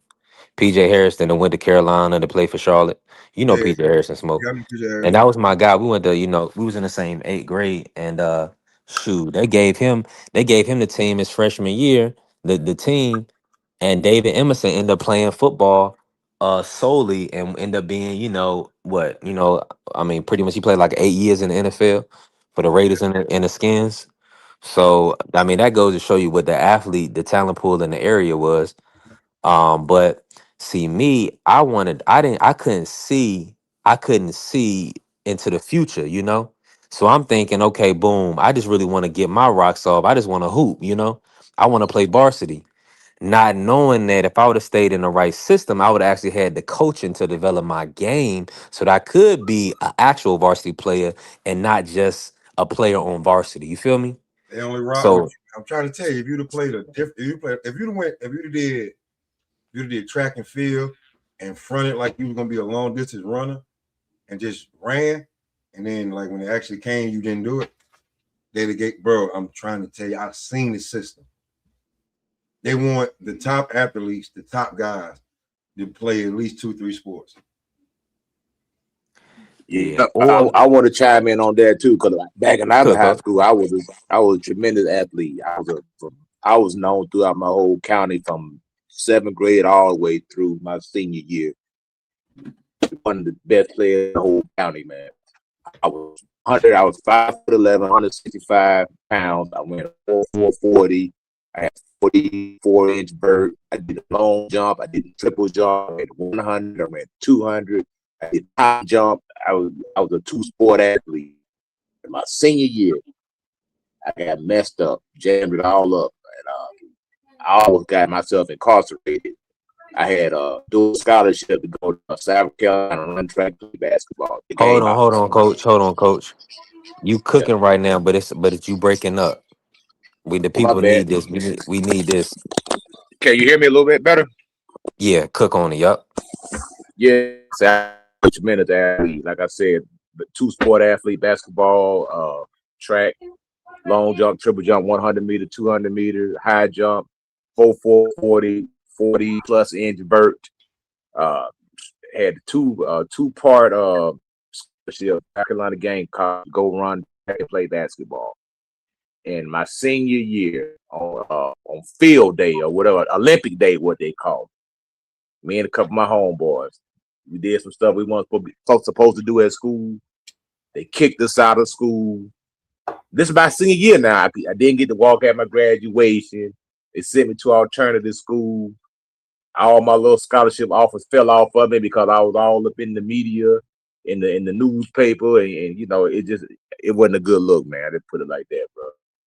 And it wasn't looking good for your brother, man. But God willing, I made it out of the situation, man. But I got two nephews that was able to go play ball. One on up in Fairfield, Connecticut, New Jersey. A lot of help, throughout the system.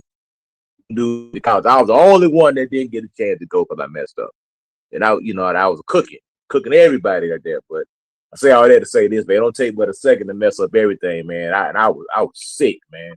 I ain't gonna lie, bro. I used to go play ball against guys, D1. I was cooking these dudes. Say, what school you go to?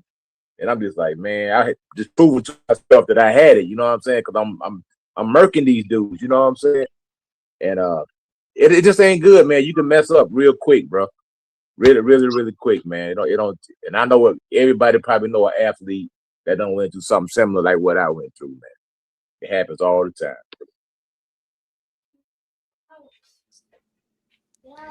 I'm with you on that. I know it all too well, coach. Uh, man, the decisions we make. And then smoke, and that's why that coach told them boys not to be around you. Because now in his mind, he's older. He's looking now. He's trying to say, okay, if Smoke is doing something wrong or somebody telling me Smoke doing this, then I'm gonna tell my players, nah, you can't be around Smoke. It's too much at stake. We can't be mad at that. I'm more so mad at the fact the coach didn't try to pull you to side and so into you. Anybody that's a youth or a young person, we got to see how coachable they can be. Do your best to wrap your arm around them, because you don't know if anybody else is sewing into them, right? If they doing the wrong things, 9 times out of 10, they don't have nobody to hold them accountable. So they need Hey, you. hey, hey, They hey, need that hey, opportunity. B3. You know what helped get my scholarship in track was the triple jump.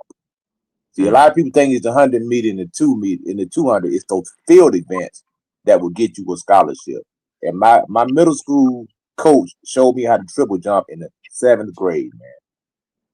And that put me on track to go to a D1 school off of triple jumping. man. I jumped with Angelo Taylor, 1996. He was in the Olympics. His name was D'Angelo Taylor. He was from Southwest DeKalb. This dude was jumping like 50 feet in high school, bro.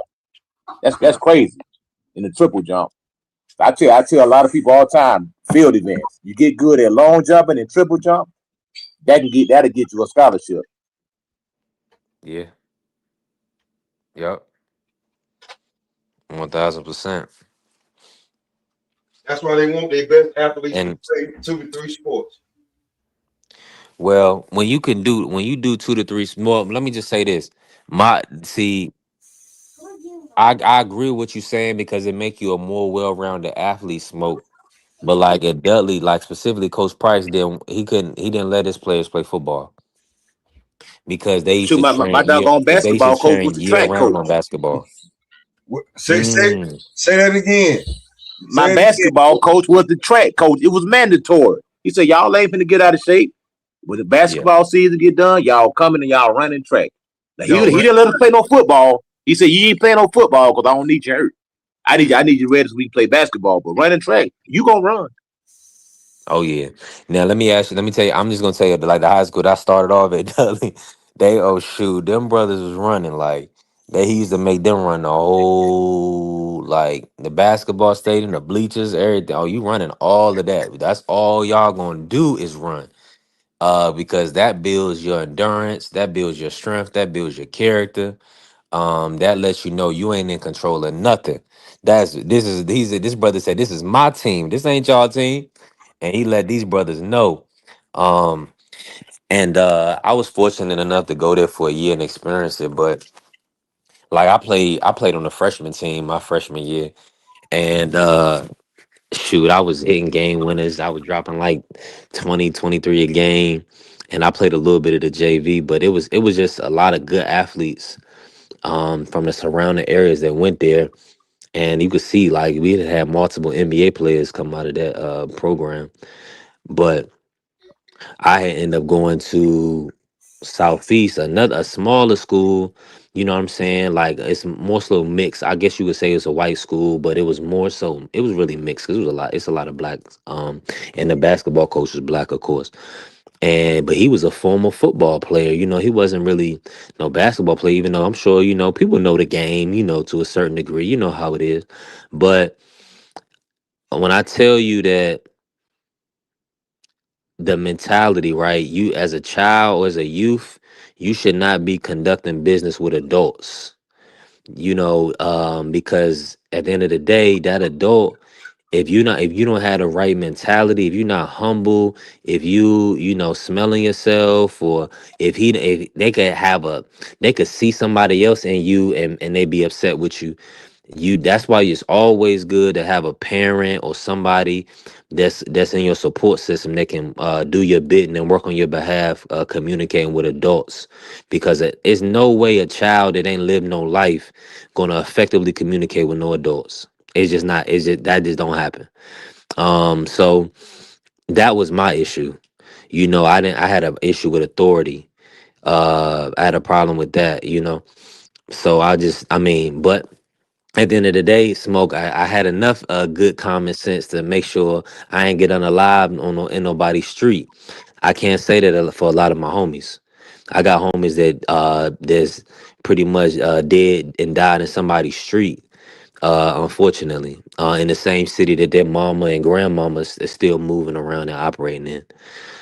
So I got a lot to be thankful for, but it's we gotta work as a team, man.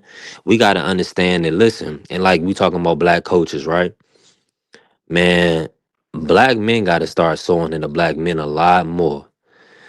We being manipulated and deceived in our society to think brothers not supposed to help out other brothers, not supposed to support other brothers, kick a brother a few dollars here and there, or impart wisdom here and there, because nobody else gonna support us, nobody else gonna help us, everybody else gonna use us on all facets. They gonna use us, and just and it's no concern, it's no care if they don't care. I'm gonna give you an example, right? So I battle on TikTok. I'm making money on TikTok, right? I'm the TikTok superstar. We literally have people manipulating men, saying that if you send a gift, which is just the gifts go from anywhere from 1 cent to $600. They'll literally try to frame you as gay if you send a gift to a man or another man, or you support a brother. They'll try to isolate you in a box. But meanwhile, women are sending women gifts all the time. Men are sending women gifts all the time. But it's deception, it's manipulation, it's an attempt to ensure that you don't support brothers, you don't support that black man. You don't support that heterosexual male that's trying to do the right thing, that's being a man of God, but let it be a homosexual with a lipstick and a wig on. Women gonna support him. People gonna laugh at him, think they funny, and all that other stuff. We cannot continue to be manipulated. It's a lot of institutions, it's a lot of groups, it's a lot of people that do not want black men to succeed. So that's why I do my members on the panel. You gonna support this black man's channel if you want to be on the panel. If you don't want to support, go somewhere else. Do something else with your time because I got to do what's best. I'm leading by example. I'm abstaining from certain things. I got brothers on here, being gentlemen, not cursing each other out, and I believe in that. And we be an example for the youth. So it's gonna have to be fruitful. You're gonna see it. It's evident, you know. But the people that's sowing into me is actually being blessed. We got a promotion. We got two promotions on our. We got a new job and a promotion on our team just this week from people that's been sowing into me and walking with me through this journey that I'm on, this entrepreneurial journey. So I'm thankful for that. So at the end of the day, we gotta hold ourselves accountable and say, I appreciate all the brothers that come over here. They sow their time into Coach Eddie. Look, Coach Eddie Free, Smoke, Jai. You know, we got Juan. We got all these brothers that come through. They sowing in their time to help me build the channel up, help me grow the channel. We have to support one another. That coach that did Smoke like that was dead wrong. He should have, as soon as he heard him talking crazy, he should have stopped him, pulled him over, say, hey, I like what you're doing. I like your game. This is my team. This is my floor. I'm the coach here. You want to play for my team? We're gonna conduct ourselves a certain way. Raise up a child in Yo, the way that he should grow. So he won't depart from it. Go ahead, coach. yo, B2 back when I was playing ball, we got a new coach, right? And the coach made us, first of all, you didn't have no long hair. That was not the question. You had a fade, low haircut. That was the dress. We had a dress code. Game day, you wore a shirt and a tie. He was like, what? Man, who wouldn't wear a shirt and a tie? It was mandatory. If you didn't have that tie on game day, you wasn't playing, bro. Or you wasn't starting. You know what I'm saying? He was like, why is he doing that? He was trying to put discipline in us. You see what I'm saying? He was trying to make us stand out. So game day, all the basketball players had on a shirt and a tie. You didn't have to wear no slacks or nothing. Back then, boys and men, they were wearing the blue jeans with the shirt and the tie. You know what I mean? Back in the 90s. But that was mandatory. Shirt and tie game day. It is what it is. But you got to remember, you got a lot of respect on game day. All the girls was liking it. You know what I'm saying? All y'all got the shirt and tie on. They was flocking to us. You know what I'm saying? So, but coach know what he was doing, 1,000%. even with the low haircut. You didn't get no tattoos. You know what I'm saying? We didn't have you didn't have no players for no freaking sleeves back then, back in the 90s, man. Coach Hmm. wasn't having it, man. You know what I'm saying? And Because that was just his thing. You know what I mean? is that coach's responsibility. Is that coach's responsibility to have order and raise up men? These are boys. You don't hold a boy to a man's standard. You coach a man, you coach a boy up. You raise him up to be a man. So absolutely, we're gonna do things a certain way. We're gonna carry ourselves a certain way. We in our era, we did get tattoos. Shoot, I ended up getting tattoos on my wrists and my arms and stuff when I was in high school, watching Iverson, being led, being a follower, not a leader. I thought it was cool. The homies, oh, we gonna go get some tattoos. Cool. We gonna get some sleeves. Cool. Let's do it. Doing things that when boys shouldn't be leading boys. There should be men around.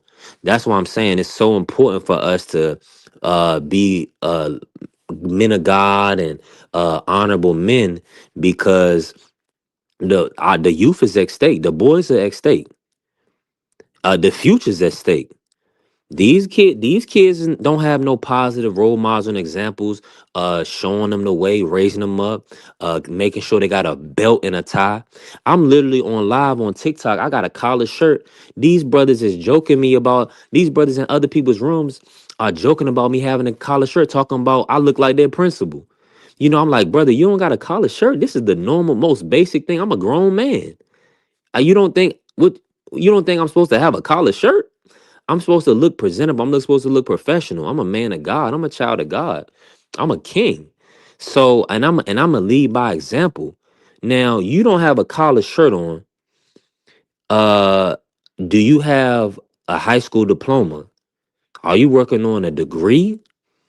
If you had, so that's what I'm saying. What are you doing as a youth to ensure that you can afford a collar shirt, or you gonna be in purple or orange? You know what I'm saying? In somebody's cage somewhere. We gotta think, man.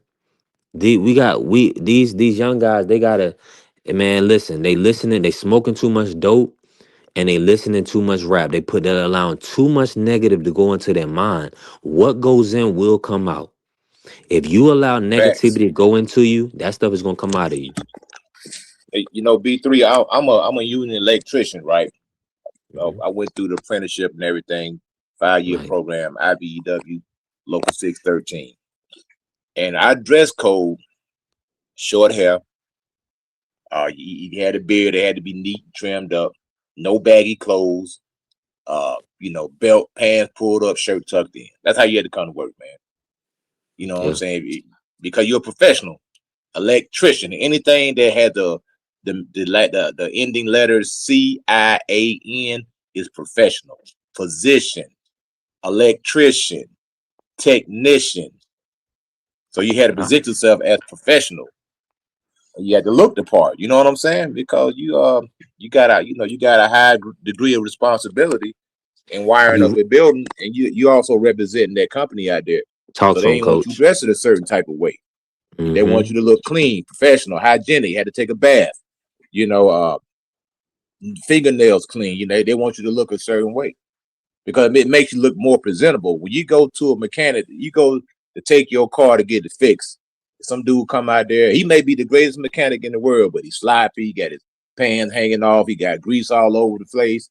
It's like, wait a minute, man. This dude right here look like he been working on a grease pit. And then the dude that come out, that's shirt tucked in, glasses on, got his name tag on, got his black gloves on. He's like, oh, this dude know what he doing. Just all the perception. You know what I'm saying? It's all about perception. You Absolutely. gotta be presentable, man. And that dude may not know nothing, but he look like he knows something. You feel me? 1,000%, coach. Let's bring in Mark. And Mark, talk to us, Mark. You got anything on this, or what's going on? How you feeling today, bro? Appreciate you pulling up. I'm good. I'm good. I just heard what y'all are saying, and I mean, I've been saying, like, even though I don't like what BVO says, about girly men, I do agree with him about a lot of things. And I agree with what you just said. A lot of these dudes, especially my age, they're not equipped to be in a professional environment. A lot of them sag their pants off their ass. A lot of them wear them big ass, like they don't wear collar shirts. They wear them long sleeve like shits like We they gotta, look we like gotta watch. We Charles. gotta, we gotta My watch the my bad, cursor, my Mark. bad. But Go they ahead, look though. like yeah, absolutely.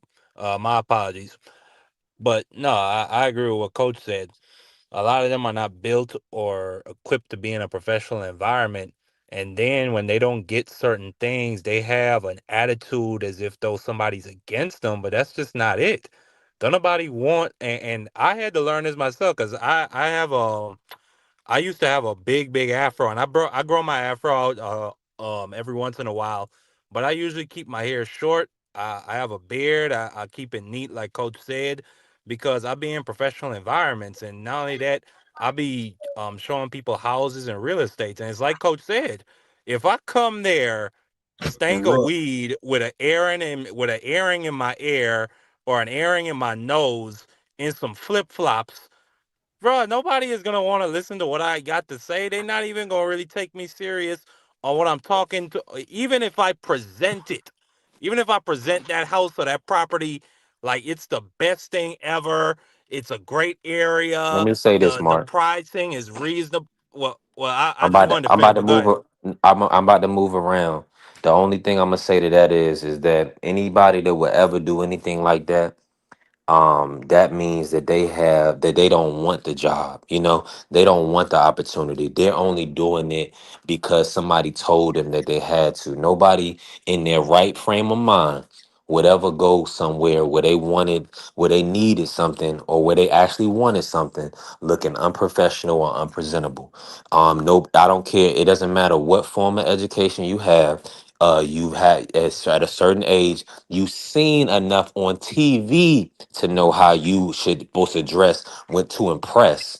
You've been around other, like you said, teachers and principals on some capacity. So what I just want to jump in, Mark, and you can finish out. That shows those are specific situations where somebody was doing something just to do it, just to say they did it. They may, for whatever reason, but it's no way in the world that they in their mind think that they were actually going to get that opportunity. They were just doing it for show. bro. I hear you when you're saying that. You correct that. Those are specific instances, but I feel like again, a lot of dudes are not watching TV like that. They're watching the streamers, especially and that's to a lot of guys an example of success where I grew up watching Barack Obama.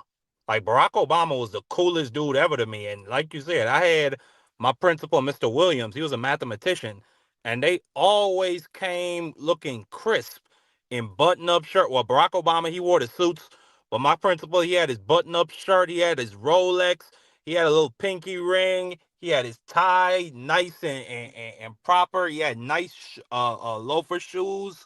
You know what I'm saying? And And and like if that's he didn't my conduct himself like that, Mark, what would they do to him? How would they talk about oh, him? he'd be out of there. He'd be out of Yeah, there. yeah, No, it wouldn't be no question. And right. I had multiple black principals that were like that. So I Well, and get him when it you goes can, once smoke. it goes once again B3 down here. I'm just gonna talk about down here on my island. You Hmm. have a lot of kids, or I'm not gonna call them kids because I'm technically a kid, but a lot of dudes my age who just did not do who just do not have that example. And either they don't care, it could be they don't care, like you said, they just doing it to see, like, hey, I'm gonna just do this. And I heard people make money off of doing X, Y, and Z, or I heard this was an opportunity, and they don't have the example of how to achieve certain things. So they just come as they are, but that's not how you present when you want something. Hey, And Mark. I'll pass AC the mic. said that brother left every day with his Rolex. Ain't nobody. Yes. I went to St. Mary. Well, I went to a Catholic school. I went to St. Mary's Okay, elementary, and then I went to St. Joseph's. nice. So that Okay. not only that, Oh yeah, I well, mean, because your mother worked real hard, so yeah, I understand. well, no, I had a well, yeah, for St. Mary's, yeah, she had to pay, but I Yeah, had a scholarship to go to St. Joseph. But good. but absolutely, shout out to moms, who Yeah. was also a great example to me, also a great real estate mind, and passed a lot of things on to me. But Hmm. I agree with both what both of y'all are saying. Let me get And as smoke in, far as Mark. the yeah, go ahead. What's up, Smoke? Bro, And I'm about to move around a little bit. yeah. Did y'all see that? I don't know where they posted it, but did y'all see that little clip on the internet where these females went for a job interview and they felt embarrassed? So they was like, they laugh at themselves when the other people that came in and were dressed for the job interview. No, I ain't seen that, but I'm I ain't sure Jeez. seen that's a it, but I life can. lesson. I bet it would. Something like that would happen. Oh, bro, they in there with like real talk, bro. Like, just imagine your like chicks that like they went wearing bonnets, Oh, like they wear the pajama pants, like stuff like that, and then you got people in there wearing blazers and shit. They don't know what a blazer is, Marky. I mean, at least wear a nice little head wrap or something. Like some of them No, head wraps be real bonnets, bro, classy. bonnets, Mm. bonnets. They had their bonnets on. And these are chicks that were, if I'm not mistaken, they were actually had good qualifications to even try to get the job. And they went just being like, as like, they take that sometimes when people from church try to get people to come to church, be like, hey, you can come as is. They really don't mean like, come like Not you. at my church. Like they, I'm bro, telling they you, would literally them think old that, ladies bro. would tell you about your Serrata them was old good. ladies in my turn would tell you about yourself, Pop. See, like, and that's what they don't like. We already know. Because the Reverend told me to come as is. He didn't think you was gonna come like you just woke up, what you went to sleep in. He thought you would be like wearing everyday regular clothes. You know, your everyday regular clothes was a bonnet. You know what I'm saying? A body shirt that's real tight so you can show off that, and some pajama pants with no underwear on. That's not what he meant. Or some pom pom shorts. That's not what he meant. Well, maybe he did, depending on the Reverend. But anyway, Yeah, that's for sure. no, I had a different line set, bro. Once I start seeing my pastor living at the church. Don't take a rocket science to figure out what happened. Aircraft carrier, Jesus Christ was a liberal. Like, you just be talking in the chat, your aircraft. I don't know, but I just listen, bro. They really don't know. Like, there's no OGs to teach them. They don't respect them, or by the time they do, or the only way they respect them is the one that's in the prison. Because you ain't got no gun in there. And if you can't fight, guess what'll happen to you? You become somebody's girlfriend. So jeez, it's a different world, bro.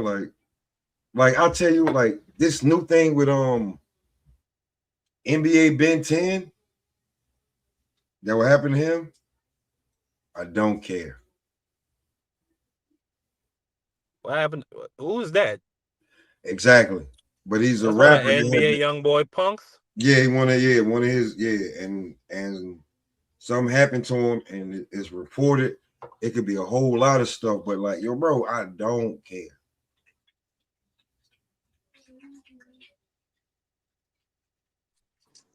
You got hold on. I missed that. Can y'all hear me? Yeah, I Yeah, hear you. Yeah. What you saying? We can move on. Cause I don't want to do too much. you definitely move on. Like I'm just saying, like when it comes to the like where they like, bro, they just don't know, and they want to do what they want and think whatever, however, whenever. So You can't save everybody, but no, I'm gonna say this: you gotta put it out there, as an example for those who can be saved, because a lot of time you probably can't, maybe you can't save the 18 or 19-year-old, but you can save the 13-year-old, or a 12-year-old, somebody that's entering, about to go to middle school. It's a lot of at stake for the children, man. They can't only have, like you said, NBA young boy as an example. who's Yeah. around? Who's around every day? Like it become This that. nigga aircraft is retarded. But no, Bro, Hold on, I'm gonna Mark. We tell you can't do that on the. what's Come on. missing from these young boys today, man, is that they don't know how to work with their hands, man. They can't build nothing. They can't fix anything. They can't do anything for handiwork. All they know is how to, jump on it, which is nothing wrong with that, but you gotta have somebody that can do something with their hands. And when you know how to build something, it's empowering to you. You're not limited to a regular 9 to 5. You can go out there and start your own when you can do something. Once you get a trade, you'll never be out of work. You'll always be in demand. And what's going on, these young guys are not getting into the building trades, and they're not getting replaced quick enough. Some of the older guys are retiring, and there's a lot of vacancies there. That's why they pay so much money. A lot of people don't know you can make. I know plumbers that make $200,000 a year. I know That's a fact. electricians make $250 a year. A repairman, got their own business, making a lot of money in these building trades. HVAC, don't even give me the HVAC techs, the HVAC guys. word But cleaning chimneys. nobody's Word up, cleaning chimney work, chimneys. Word up, buildings, contractors. The person that got the person that got the mud on their boots, the dirt on their shoes, that's the joker that got the money most of the word up. time. He out there working. He But I building blame. Hold something. on. Let me just say this real quick, if y'all can Yeah. hear me. And shout out to Shonda Mason pulling up. And I want to get Prize in on this. Uh, y'all need to be, as parents, y'all need to be checking these counselors in these schools, because I'm gonna be honest with you. These schools, these high schools, they still got shop class. They still got computer science class in these schools, that these young guys can kind of get started out on a certain track with their hands, and be able to do different things with a saw and all these other type of tools and equipment that they can kind of get familiarized with in a high school level. But I didn't get, of course I played ball and maybe I wouldn't have did it anyway, but I didn't get pushed that way. What I mean? Because I was, consider myself an intellectual. I had good grades. So I'm like, I'm gonna go to college, right? Man, that college, all that college stuff is a piece of paper. If you wanna do something for your children, or you wanna do something for some young guys or some young ladies, Bro, look, you can go out there and pour a concrete slab. You can pour a slab in 2 days. You got you 20 bands. 2 days hmm worth of work. Pour a concrete slab. Brick masons, carpenters, doing remodels. Building sunroom. You can go over there and build a sunroom. Somebody charge a joker $50,000. Be gone. It may take you make a month or two. You don't made 50,000. right now, man. Yep. I'm Man, in the listen, trade, coach. I'm an operating engineer. I operate Yes, I'm heavy in. yeah, I equipment. got I got a phone call prize, but Nah, it's y'all all heard what good. I said. I mean, that's it's y'all gotta be, and that's what I'm saying. These counselors, these school counselors, they need to be doing a better job, or you got to kind of put them in line, because they'll steer your kids in the wrong direction. Because a kid is gonna come in and just to have an idea where, oh, it's fancy to go to this school, or it's fancy to go to that school. That's where my friend going. That may not be the best thing for your kid. That might be for somebody else. So they just doing monkey see, monkey do type stuff. And even that, be free. I'm A gonna Nah, lot tell of you these something else. I'm gonna counselors tell you something leave else these too. kids. They leave these kids on an island by themselves to figure it out, because they that's already nasty. have so many damn kids. Yeah, they already have so many kids they got to Well, deal with, well, what happens especially at is, some of these public hold on, schools. Mark. What happens is sometimes us parents, we come home from a hard day, like Coach just told y'all. I'm just now leaving work. You know what I'm saying? I was listening to the show. I had to stay late because didn't nobody know how to operate the piece of equipment but me. You know what I'm saying? I was the only one. So I stayed late, got that easy money. All I did was move some porta johns, which we could have did by hand, but okay. You want to pay premium? Fine. You know what I mean? Now what happens is as parents come home, especially like you said, let's use this one, a bricklayer, a brickie. That's what we call them. They slinging them center blocks. Hmm. That's brutal work. The mud, it's you got to be able to lift. You know what I'm saying? You come home from that and hear your kid come talking about some homework. You out on your feet from being up for 5 in the morning and getting home at 4 or 5. I'm fighting traffic now. You know what I'm saying? Going back home. But sometimes I think them schools need to fall back off that homework stuff, man. You be having them kids there all day, then you want to send them home with more work? They need to be a child. Because what you ain't even teaching them the right way. You know what I mean? Look at the times tables. Look the way they teach us and compared to them other countries. So, I'm gonna it's just be all honest, Prize. They need to. I think like when you reach secondary school, there should be an option whether you want to go to trade school right then and there when you're yep, 14 years old, or yep. whether you want to continue your education and then perhaps go to college. That's the way they do it in just about every other country around the world. That's the way they did it for my mother. And in Grenada and Trinidad, they start younger, fourth grade. If they see you not doing nothing and this ain't for you, they're gonna send you out there to become an engineer, or like you said, a bricklayer, or a plumber, or an electrician. They'll teach you a trade. You know what I'm saying? And if you got really good grades and high marks, they'll keep you in there and let you advance to the higher grades. how But can in we get in money off of you but in in the America U.S., to it do that? seems like they just teach the same thing every The single same year, bull crap. They but won't just change make it anything. slightly How harder. how can we get money off of you if you don't The go to carrier, college? you wow. Start off being in debt. Think about it. Like, think about it. Like, we ain't Ah, saying cook like carrier. don't I go don't to know what he be college, but talking about. if you built for college, go to college. If you're not built for college, Stay away. You're gonna be in bro, a hole. don't go in there being in a Telling you. hole. And that's what goes back to what Coach said about these trade schools. Because like when I graduated my engineering school and I got my 4-year engineering degree that comes from the same place as a 4-year bachelor's degree, they all come from Washington. Pardon me. So that wasn't nothing. You know what I mean? I got my CDL because of that. That was part of me graduating. You had to have certain man shit, excuse my language, to even pass. You feel me? So they should, and you know what the most important thing trade school won't do? Not only will it teach you something like Coach said, that HVAC, when you're dealing with that electric and stuff, man, that's high premium rate. Plumbers, you can make good money.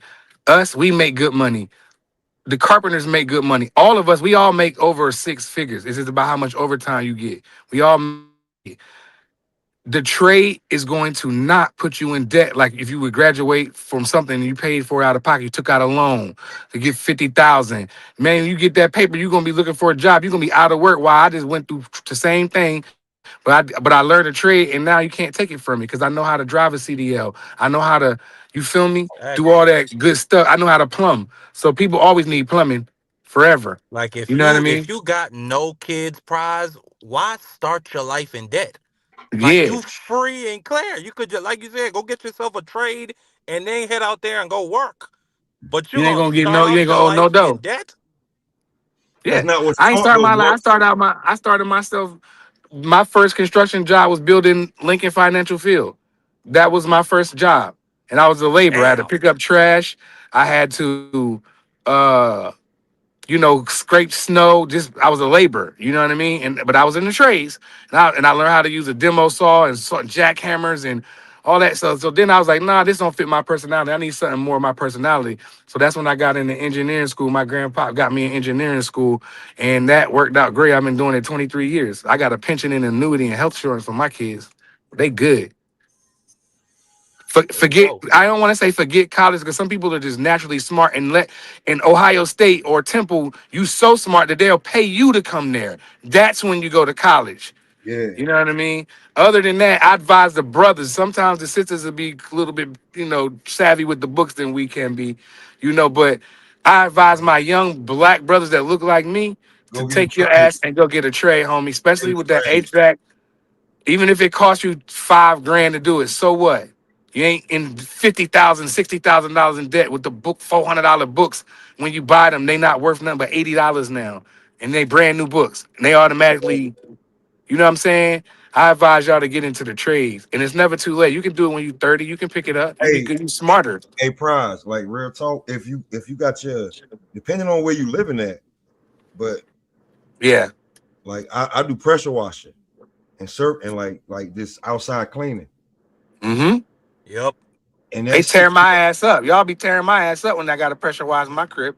bro, in that 6 month period, you can make six figures if you got your own If you company. got your truck, your water, if you got a truck and a Word. tank, Or you that's you all in. you need, bro. You And that's word. why you need to get your CDLs, brothers, too. Don't sleep on those. I got in my CDL and I got a tanker endorsement on it just in case I can move some liquid around. You feel me? Everybody needs some milk and sugar delivered. I can't haul hazmat because you got a hazmat. That's another thing you want to look into. If you can get yourself a hazmat, you can go fly TSA. We just go through the pre-check. You don't got to wait in line at the airport. There's so much stuff that the young brothers could do. I advise y'all to look into the trade because there's so much you can dig and just, it's Well, carpentry. What you like to do? You like to drive? All prize, right, we're gonna the put you in reason the I said Teamsters. the reason I said pressure washing, because you gotta have a gun and all that, and like it's more, Ladders. yeah, ladders and stuff. So if you feel like you want to shoot something, yeah, you can shoot that gun, because Mm-hmm. you gonna have to clean that house yeah, it's like shooting an AK, but you don't get to let go of the trigger. Mm-hmm. Just hose it down. Just See if you can do that Yeah, while you it's dignity in out. the paycheck, because I'm really mechanically inclined. So I taught myself. I'm a self-taught auto mechanic. I taught myself how to work on cars like mm, 15 years ago, because auto mechanic the labor rate for auto mechanic is $175 to $240 an hour. mm-hmm. So it's crazy. So anything Yep. that you can learn how to do to save yourself money, That's where you lawyer don't have to numbers, coach. pay somebody to do something. See, that's why you make the money, but every time you turn around, you paying somebody to do something because you don't know how to do it, and they eating your check up. You got Mm-hmm. as a man, you have to know how to fix things. You can't call a repair man every time something goes out because they're gonna tell you Dude. out the frame. I Yep. figure the AC man will come charge you $400 to change out a $20 capacitor. Be there for Yeah. 20 minutes, and be gone, and you'll be See, I four got a hundred dollars I handyman for had to that, short. coach. learn how to do that. I had to learn how to I ain't messing with install a that, man. water I pump. can't put nothing back I had to together. learn how to install a water pump at one of my tenants' apartments, coach. After that shit, after the YouTube original one University, blew up. brother. Exactly. There's no excuse. That's what my If father you taught me. if you're mechanically inclined and can follow directions, you can fix anything, brother. All you need is parts and time, and that's it. You can change it out. You can fix it. And once you get a little bit of experience, then you get confidence, and then you'll be ready to go. I'm not paying. I mean, get Bob, somebody you to change this crazy, spark Bob. plug.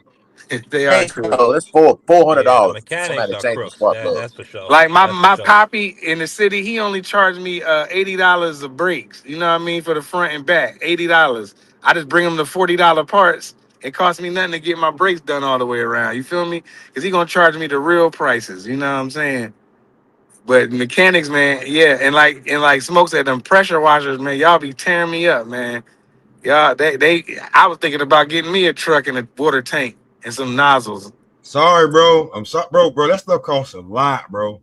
Yeah, dude. And you gotta That invest in costs a yourself lot, though. bro. You But if you gotta can get invest your in that, hands on bro. a, you can make a tank. Like you gotta go around old construction sites and see if they throwing out tanks. That's how my man got his. The dude was like, "Yeah, you can have this joint." My man took it, cleaned it out real good, sterilized it real good, bought chemicals and everything, and he just put a water hose in there, just keep letting it overflow out. Cleaned his joint up, attached it to his truck, and he was in business. I was like, "Damn, well, you smart as hell. I'd have never thought of that." I mean, You know bro, what you I'm gotta saying? like you gotta keep that mold, that algae off your house, depending on where you at. If you got a pool, come on, listen. Please call us before you call the pool guy. We have to clean the side. We can't keep it from going into the pool. I'm just saying. Like, yeah, and it go by the square foot and how much he charged. You be like, oh, that ain't bad until you see the bill.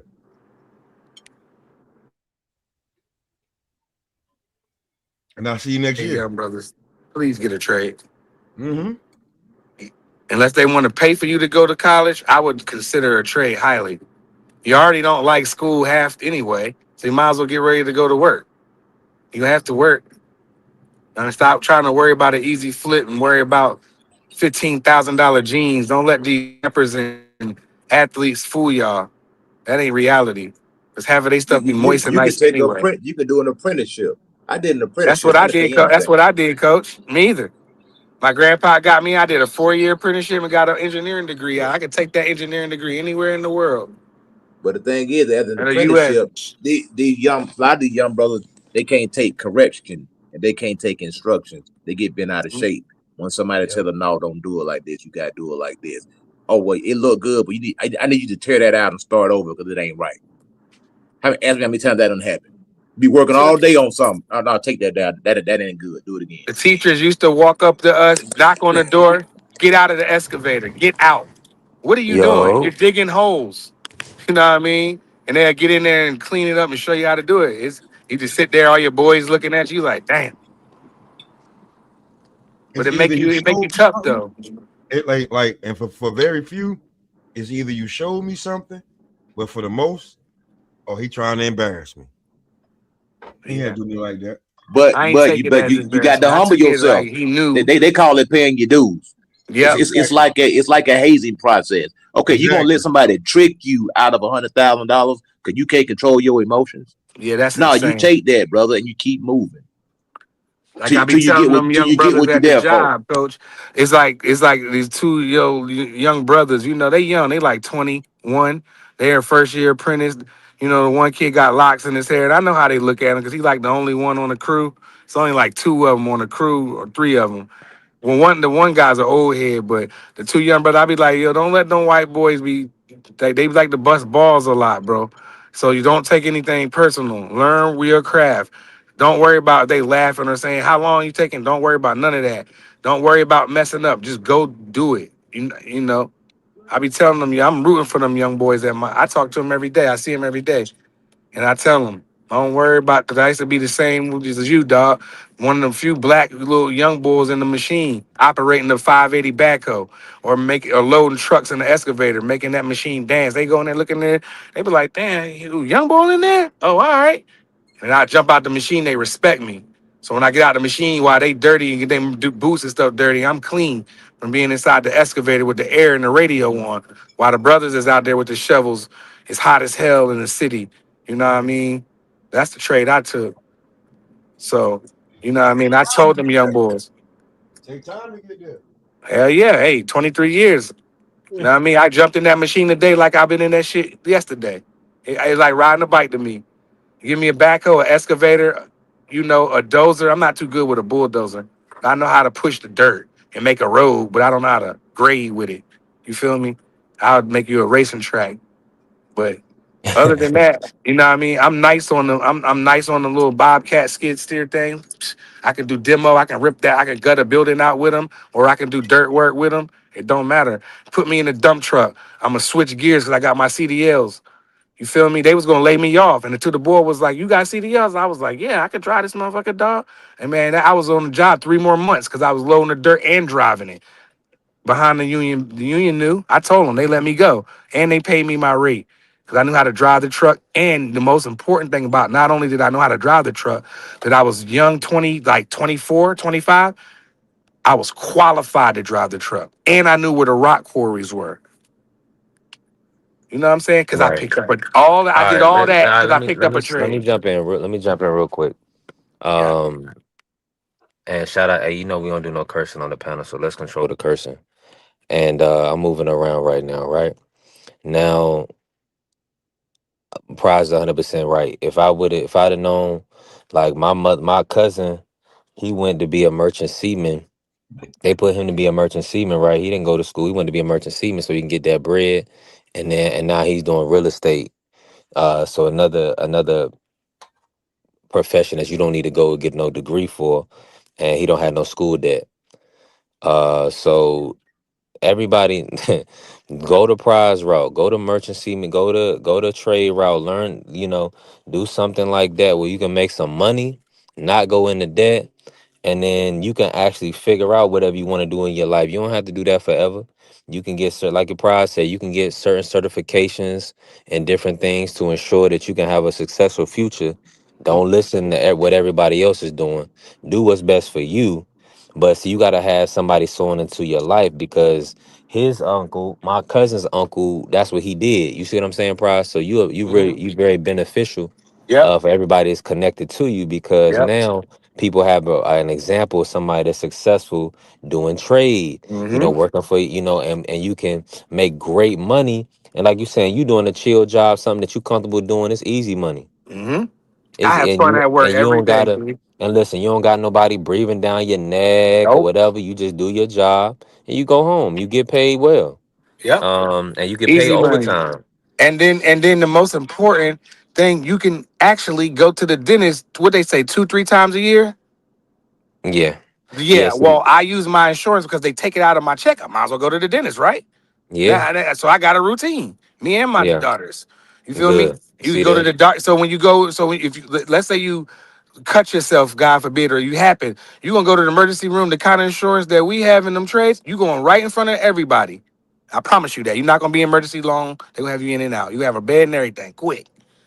I'm trying to tell you, but Yeah. So that's the route. that's That's the route. important. Let me get us on track with the sport real quick because we still Yeah, got Mark. Mark, you in here with us? we gotta get over. Yes, sir.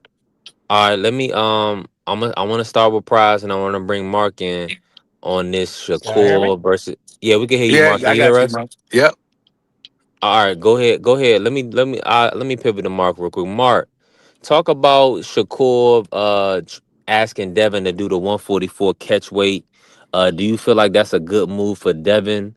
Or do you feel like, Shakur needs to go another route, or just go up to 147, the full 147 limit? Uh, I think he should go up to 147. I don't like the idea of dudes dragging guys down to drain them, especially when Devin Haney is a champion. He's done all the heavy lifting at 147. So why should he have to come down to 144? I mean, listen, it's all about what Devin Haney decides he wants to accept. If they want to negotiate it to 145, or if he decides to take 144, Shakur is gonna have to realize I might have to give up some guaranteed bread out of my purse to Devin Haney so I can make this fight happen. You know, and listen, like I said, whatever Devin Haney decides he wants to accept, but me personally, no, I don't think he should do that. But then also at the same time, I do have to also realize that it's slim pickings for Devin Haney right now. I mean, for I remember you told me over the phone, I think that PBC, or this is a rumor you heard, PBC wasn't giving offering him no guaranteed bread for the Rolly fight. Then No, that's factual. Lewis. Devin put that out. Oh, okay. Okay, okay. Then Lewis Crocker right now, he's injured, and I've heard that Eddie Hearn says that Dev would have to sign a multiple fight deal in order to fight Lewis Crocker. And then the other boy, who I can't even think of who's the other champion outside of Rolly and Crocker. Who's the other guy at 147? Anybody Other, know? My bad. Ryan Martin. Ryan and you Oh, breaking up. Ryan, yeah, Ryan. So Ryan and Conor Ben are fighting. So it's like, Devin Haney, he gonna have to make a choice on what he has to do. Cause like I don't want to see him sit out for a whole year. Like I don't think I think that would be detrimental to him. So whatever happens, I'm hoping he could fight a great opponent, but Hmm. it's looking like he might have to negotiate some type of catchweight if he were to want to fight Shakur Stevenson. Cause all the other dudes are either not presenting him with good, reasonable terms, or they don't want to fight him. Yeah, I Yeah, don't I'm like with you on that. that. I ain't feeling it. Not for Dev. I don't know why Shakur always want everything the advantage. Floyd went and fought them dudes at 47. You know what I mean? Floyd actually went there, weighed 47, He and don't got no fought. nuts, prize. You know what I mean? And they ain't that too much. They kind of similar in height, ain't they? Floyd might be a little bit taller, but I Taller think than Floyd was who? like 5'7", 5'8". I feel like Shakur would make a good welterweight right now. It ain't who's there? Crocker? You think why would Shakur be worried about weight? Like 147, you come in with let them rock the way they gonna rock. You come in the way you gonna come in and just beat them up. You just outskill them. So he wants like he know Devin kind of he has sparring wars with Devin. He know Devin it ain't gonna be easy. So you want to take some weight off of him? Nah, come on, hell no, it's not I happening. agree. Are you Not talking happening. about? You talking about these sparring wars right here?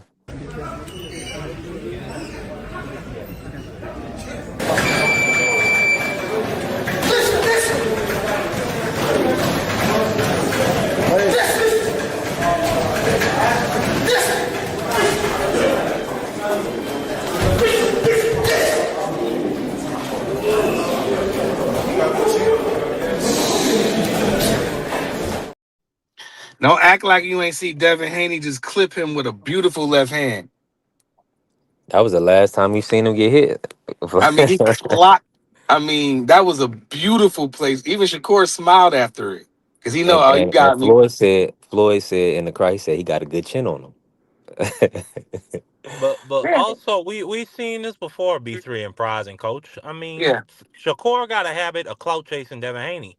We saw it at 135 when he went to Devin Haney's celebration party after the Lomachenko fight and sent them bottles with the message, sign the contract. There was no contract sent from his side. Devin Haney sends the dude a contract. He makes all these excuses, says, oh, I want 50-50. Then the WBC said, man, best we'll do is give you 30. He still says no after Devin Haney sends him a second offer. And it's like, I don't understand why he didn't find him at that time. Like, you had 4 belts right there. And then on top of the fact, Devin Haney was drained at that time. I don't think anybody who thought it would have been a smart idea for Devin Haney to remain at 135 at that time. But Shakur, for whatever reason, didn't have the nuts to step to the challenge and just went Yeah. on clout chasing the kid. I would have And I think rumbled we him. looking I think we're looking at the same situation, Prize. Just Yeah, being I would have took honest. that 30%, dog, and I would have rumbled him because I know I'd have been like, oh, he gonna be super drained. I'm gonna come in there in super shape. I'm gonna box circles around Devin. And then imagine the leverage he could have had Mm-mm, going to a tank fight or trying to make a mm, tank fight. mm-hmm. And you got the man Bob behind you at that time. And you undisputed. Yeah. Is has anybody seen Big Dog Willie? Yeah, I seen him the other day. Yeah, like a week ago. Yeah. I think I saw him on Dub. Yeah, Dub panel. Yeah, I know I saw Willie on Dub's panel. We were talking Yeah, I anyway. think that's where I seen him. Nah, but Okay. I seen him in the chat the other day somewhere. I forget though, but shout out Big Dog. Big Dog Willie, pull up, man. Pull up. And let me just say this real quick, man. And this is the issue right here. Shout out to Kel. Appreciate you, Kel. For the super chat earlier today. We got a lot of brothers are have been manipulated into believing that, they competing against one another. So they got this crab in a barrel mentality. Men don't want to see other men do well. Listen, y'all brothers need to get one wife and live a happiest proper a prosperous life the way God intended. Stop trying to be attractive to all these other women who you ain't gonna even do nothing with. Brothers need to support other brothers, because at the end of the day, if you don't support the brother next to you, you don't care about the youth. You don't care about what happened to that young brother. They need a helping hand. They need somebody to pull them to the side and say, "Hey, you need to do this. You need to do that." You're gonna look at them. You're gonna look at them, and you're gonna be like, "Nah, that ain't my issue. That ain't my problem." Men need to stand in the gap for other men. Men with honor and men with integrity. You gotta be. If you got any knowledge and any wisdom in life, you need to impart that to the next person. You need to sow that into the next person. You reap what you sow. What do you think you reap when you hoard quality information, or when you keep information from the youth, or like if Price was in here and he wouldn't tell nobody about uh, how successful he was in trade, and how the youth should go into trade. He reaps a reward from putting that information out there. You see what I'm saying? Yeah. So listen, don't have women are doing it and they doing it well. That's why they being blessed. I got a lot of women around me, prize, that supported us on TikTok. One of them got a new job this week. The other one got a job promotion this week. You see what I'm saying? Sowing into the man of God, sowing into a heterosexual black male that's trying to do things the right way. People, they got time and money for everything else. They spend that. I'm like, dang, like we got all these brothers in here. Only person that sent a super chat today is one lady. I mean, damn, y'all brothers ain't got $2. What's going on? What's going on? Y'all gotta step up. If y'all gonna be around, y'all gotta help the channel grow. Step up. This guy's a maniac. Yeah, we can't have a whole bunch of people that's not willing to help other people out. We gotta have people that's willing to give. Be Sure. selfless, not selfish. Prize to tell you, what did you tell the group, Prize? You gotta support your brothers. What? You have to support your brothers financially too. Yeah, yeah. If Cause my yeah, cause, man, 'cause if you don't I do it, mean, Prize, just who gonna do it? nobody. I gotta lead by example. But Yeah, I talk the talk and I walk too. yeah, yeah. Yeah, at the end of the day, we gotta walk what we talk. So I understand Say this. that's It's your a man. You said you support your man's in them, but do you really? nah. If he, you know what I mean? If you just hook him up, one time you ain't buy him a cup. You can't. All right, I put it to you like this: you can't buy your man's in them like a pack of backwoods once a month. Yeah, come on, $7. And if you That's and thirty if your percent. homie That's doing stuff 30% of and he episode. and if your homie doing stuff for you, you know what I mean, looking out, doing this, looking out, doing that, giving you advice here, just chopping it up with you, or you just might think you might just believe in your homie, you think he doing well, you want to see him do well. So what's a pack of backwoods? I mean, I know y'all niggas Right. smoke backwoods and Dutches and whatever, your cigarillos, your rillos. You It's can't give your man a pack. He'll give you a pack. I bet you if you Yeah, I ask him for did. something, Let me I say bet this. you if Hold you, on. Hold on. Let you me say ask him this, for Prize. something, he'll give it to you. That's Fact. Prize's scenario. I haven't smoked. Yeah, Kerry, I stopped smoking because everything I receive, I have to reinvest it into my business and into my future. So that way I'm on the Make a Million campaign. My community know they're gonna make a millionaire. I ain't gonna make no $1 million staying stagnated doing the same things I did months back, months prior, years prior. Still smoking the same type of weed, trying to catch that same high. Hmm. Absolutely not. Absolutely not. I'm not. And listen, my story ain't everybody else's story. Exactly. Pride's a grown man. He handle all his responsibilities and he making X amount on his job. I gotta still invest into my future so I can even have kids. I don't even feel responsible to even have children right now until I can ensure that they are safe and sound and well taken care of. And that's a So good mindset. so yeah, so I did carry. I had to take some changes. I had to step back in life because hey, what these people look like sowing into me, and all I'm doing is drinking, smoking, and having sex with the money that they bless me with. Yeah, Trying to that's be right. fly and cute to send it to a shorty or to spend it on some Post on bud. IG and all that goofy Yeah, we bullshit. ain't doing all that. We ain't doing all that because at the end of the day, I want to be somebody that people can sow into and say, "Look, I helped this brother out, and what he doing? Being a role model, being positive, sowing into the youth, sowing into his community, being an example of what a man is supposed to conduct himself as." At the end of the day, I understand, Carrie, you saying bills. Everybody got bills. Make this one. Do your $7 a month for the membership. Help the channel grow. Put this on the, and it shouldn't be that hard. People can do it. Everybody, it's a click away for everybody on their iPhone. Mhm. If you don't have $7 for the channel, um, let's work to get there. That's all I'm gonna say. Yeah, let's just work on that. Because at the end of the day, people got money for weed, they got money for OnlyFans, they got money for everybody else, and they building up a lot, and they probably got a subscription to a lot of these people that's already millionaires. You know what I'm saying? Help this brother become one. I'm gonna be the millionaire friend that you got. That you be like, hey, B3, this, that, and the third happened. Can you do this? Can you co-sign on this? Can you got $100 here? I can bless people. Yeah, we got to crack down, carrier, mandatory. You're gonna see a lot of people move away from us, carrier, because at the end of the day, they don't want to see me do well. They don't want to sow into a black man. They're not gonna tell you this. They're gonna come around. They're gonna joke. They're gonna have fun. They're gonna laugh. They're gonna laugh and kiki, and they be a jester. But when it's time to sow into a brother that's doing the right thing, or sow into a brother they've been patronizing his product for months, seeing had a paycheck in months, they not gonna do it. You know what I'm saying? But they gonna give KFC $15, $16 a day, or they gonna give McDonald's $25, $30 a week. Come on, man. These brothers gotta knock it off. They gotta knock it off. But yeah, Agreed. we that. But I mean, then that's just real. But at the end of the day, I appreciate everybody. Hold on, let me see this. Serrata TV salute. Don't have that mentality, bro, that keeps us locked up, chained up. We can just keep pushing forward. Your time will come, whether who supports you or not. I'm with you. I'm with you, Serrata TV. I know what you're referencing. But you have to set a standard, or people that just walk over, this would be the free entertainment and the free entertainment network. We're not doing that. It's not the free entertainment network. I'm do this full time, and I'm doing this entrepreneur track full time. It just is what it is.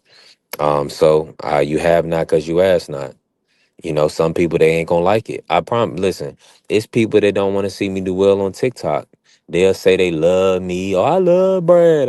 We love Brad. But then they're gonna tell people not to come to our chat, not to come to our room, not to come so into me. Okay, what reward do you reap by telling somebody to not support another person? Because you're gonna reap what you sow. So all I'm gonna say is this. You have not because you ask not, but also be blessed to be a blessing. People that are blessed will bless. People that are cursed, they can't bless because they ain't got it to bless. But I know it's some blessed brothers around us, and I know it's some working brothers around us, right? And I know for a fact all y'all got $7. If y'all ain't got $7 a month, you capping. You capping for show. So I need that. Outside of that, I mean, I really ain't got nothing else for today. This was a beautiful show. This was a fire show. We 2:38 in on the clock. And I appreciate all the love and support. Let me go ahead and end it out, man. God bless y'all. I appreciate it. Before you Listen, go, B3, go ahead, I'm Mark. going live. Yes, sir. And salute to the channel. B3 already know I was his first member. Yeah. Please go ahead and get that membership. It's real simple, like you said. Matter of fact, I think mine is actually no, it is a 6.99. Okay, I do got a 6.99 a month, but Mm-hmm. it's like Pride said, man. Go ahead and get that. It's not nothing too hard. This brother comes here every single week, 5 days a week, gives you great boxing content, gets you professionals such as Prize, Coach Eddie, such as myself, pop a lot of smoke. We have serious conversations about life, and we give you great advice if you're a young person trying to find your way. If you don't know if you want to go to college, you don't know what you want to do, but you don't at the same time you don't just want to be a regular laborer. We give you great advice up here. So just go ahead and help this brother out. You know what I'm saying? He does this full time, man. If you get an opportunity, support him on TikTok. But also support the whole STN. I'm going live tomorrow on my political show, the Democracy Briefing. I'm probably gonna go live around I want to say 5:10 Eastern. I don't got the link created yet, but look out for my channel, man. We're gonna be talking about some serious things, some demonic things. We have a demonic deranged person running this country and the entire world. So look out for your boy Marky Dan. And you can end off from there, B3. Appreciate it. What time you going, Mark? I want to say 5:10 Eastern. If everything goes right, if I don't have no hiccups around me, if I got my kids situation, it should be 5:10, latest 6 o'clock Eastern. All right, that's a lot. Appreciate my brother Prize. I believe BVO will be live tonight, man. Y'all check out BVO Sports TV. That's my brother. Best show on YouTube, hands down. And we build it, man. Listen, I appreciate all the love and support. Shout out to the Sports Star Network, the People's Network. Let's go green. Hold on, let me redo this. Hold on. I know y'all heard all that. Listen. Lord. That was too funny. Yeah, I should see this lady, but it's all good. God Man, bless y'all. Netflix don't provide you this type of consistent entertainment carrier. That ain't nothing. Yeah. And that's a fact. And we gone. Peace. I need money.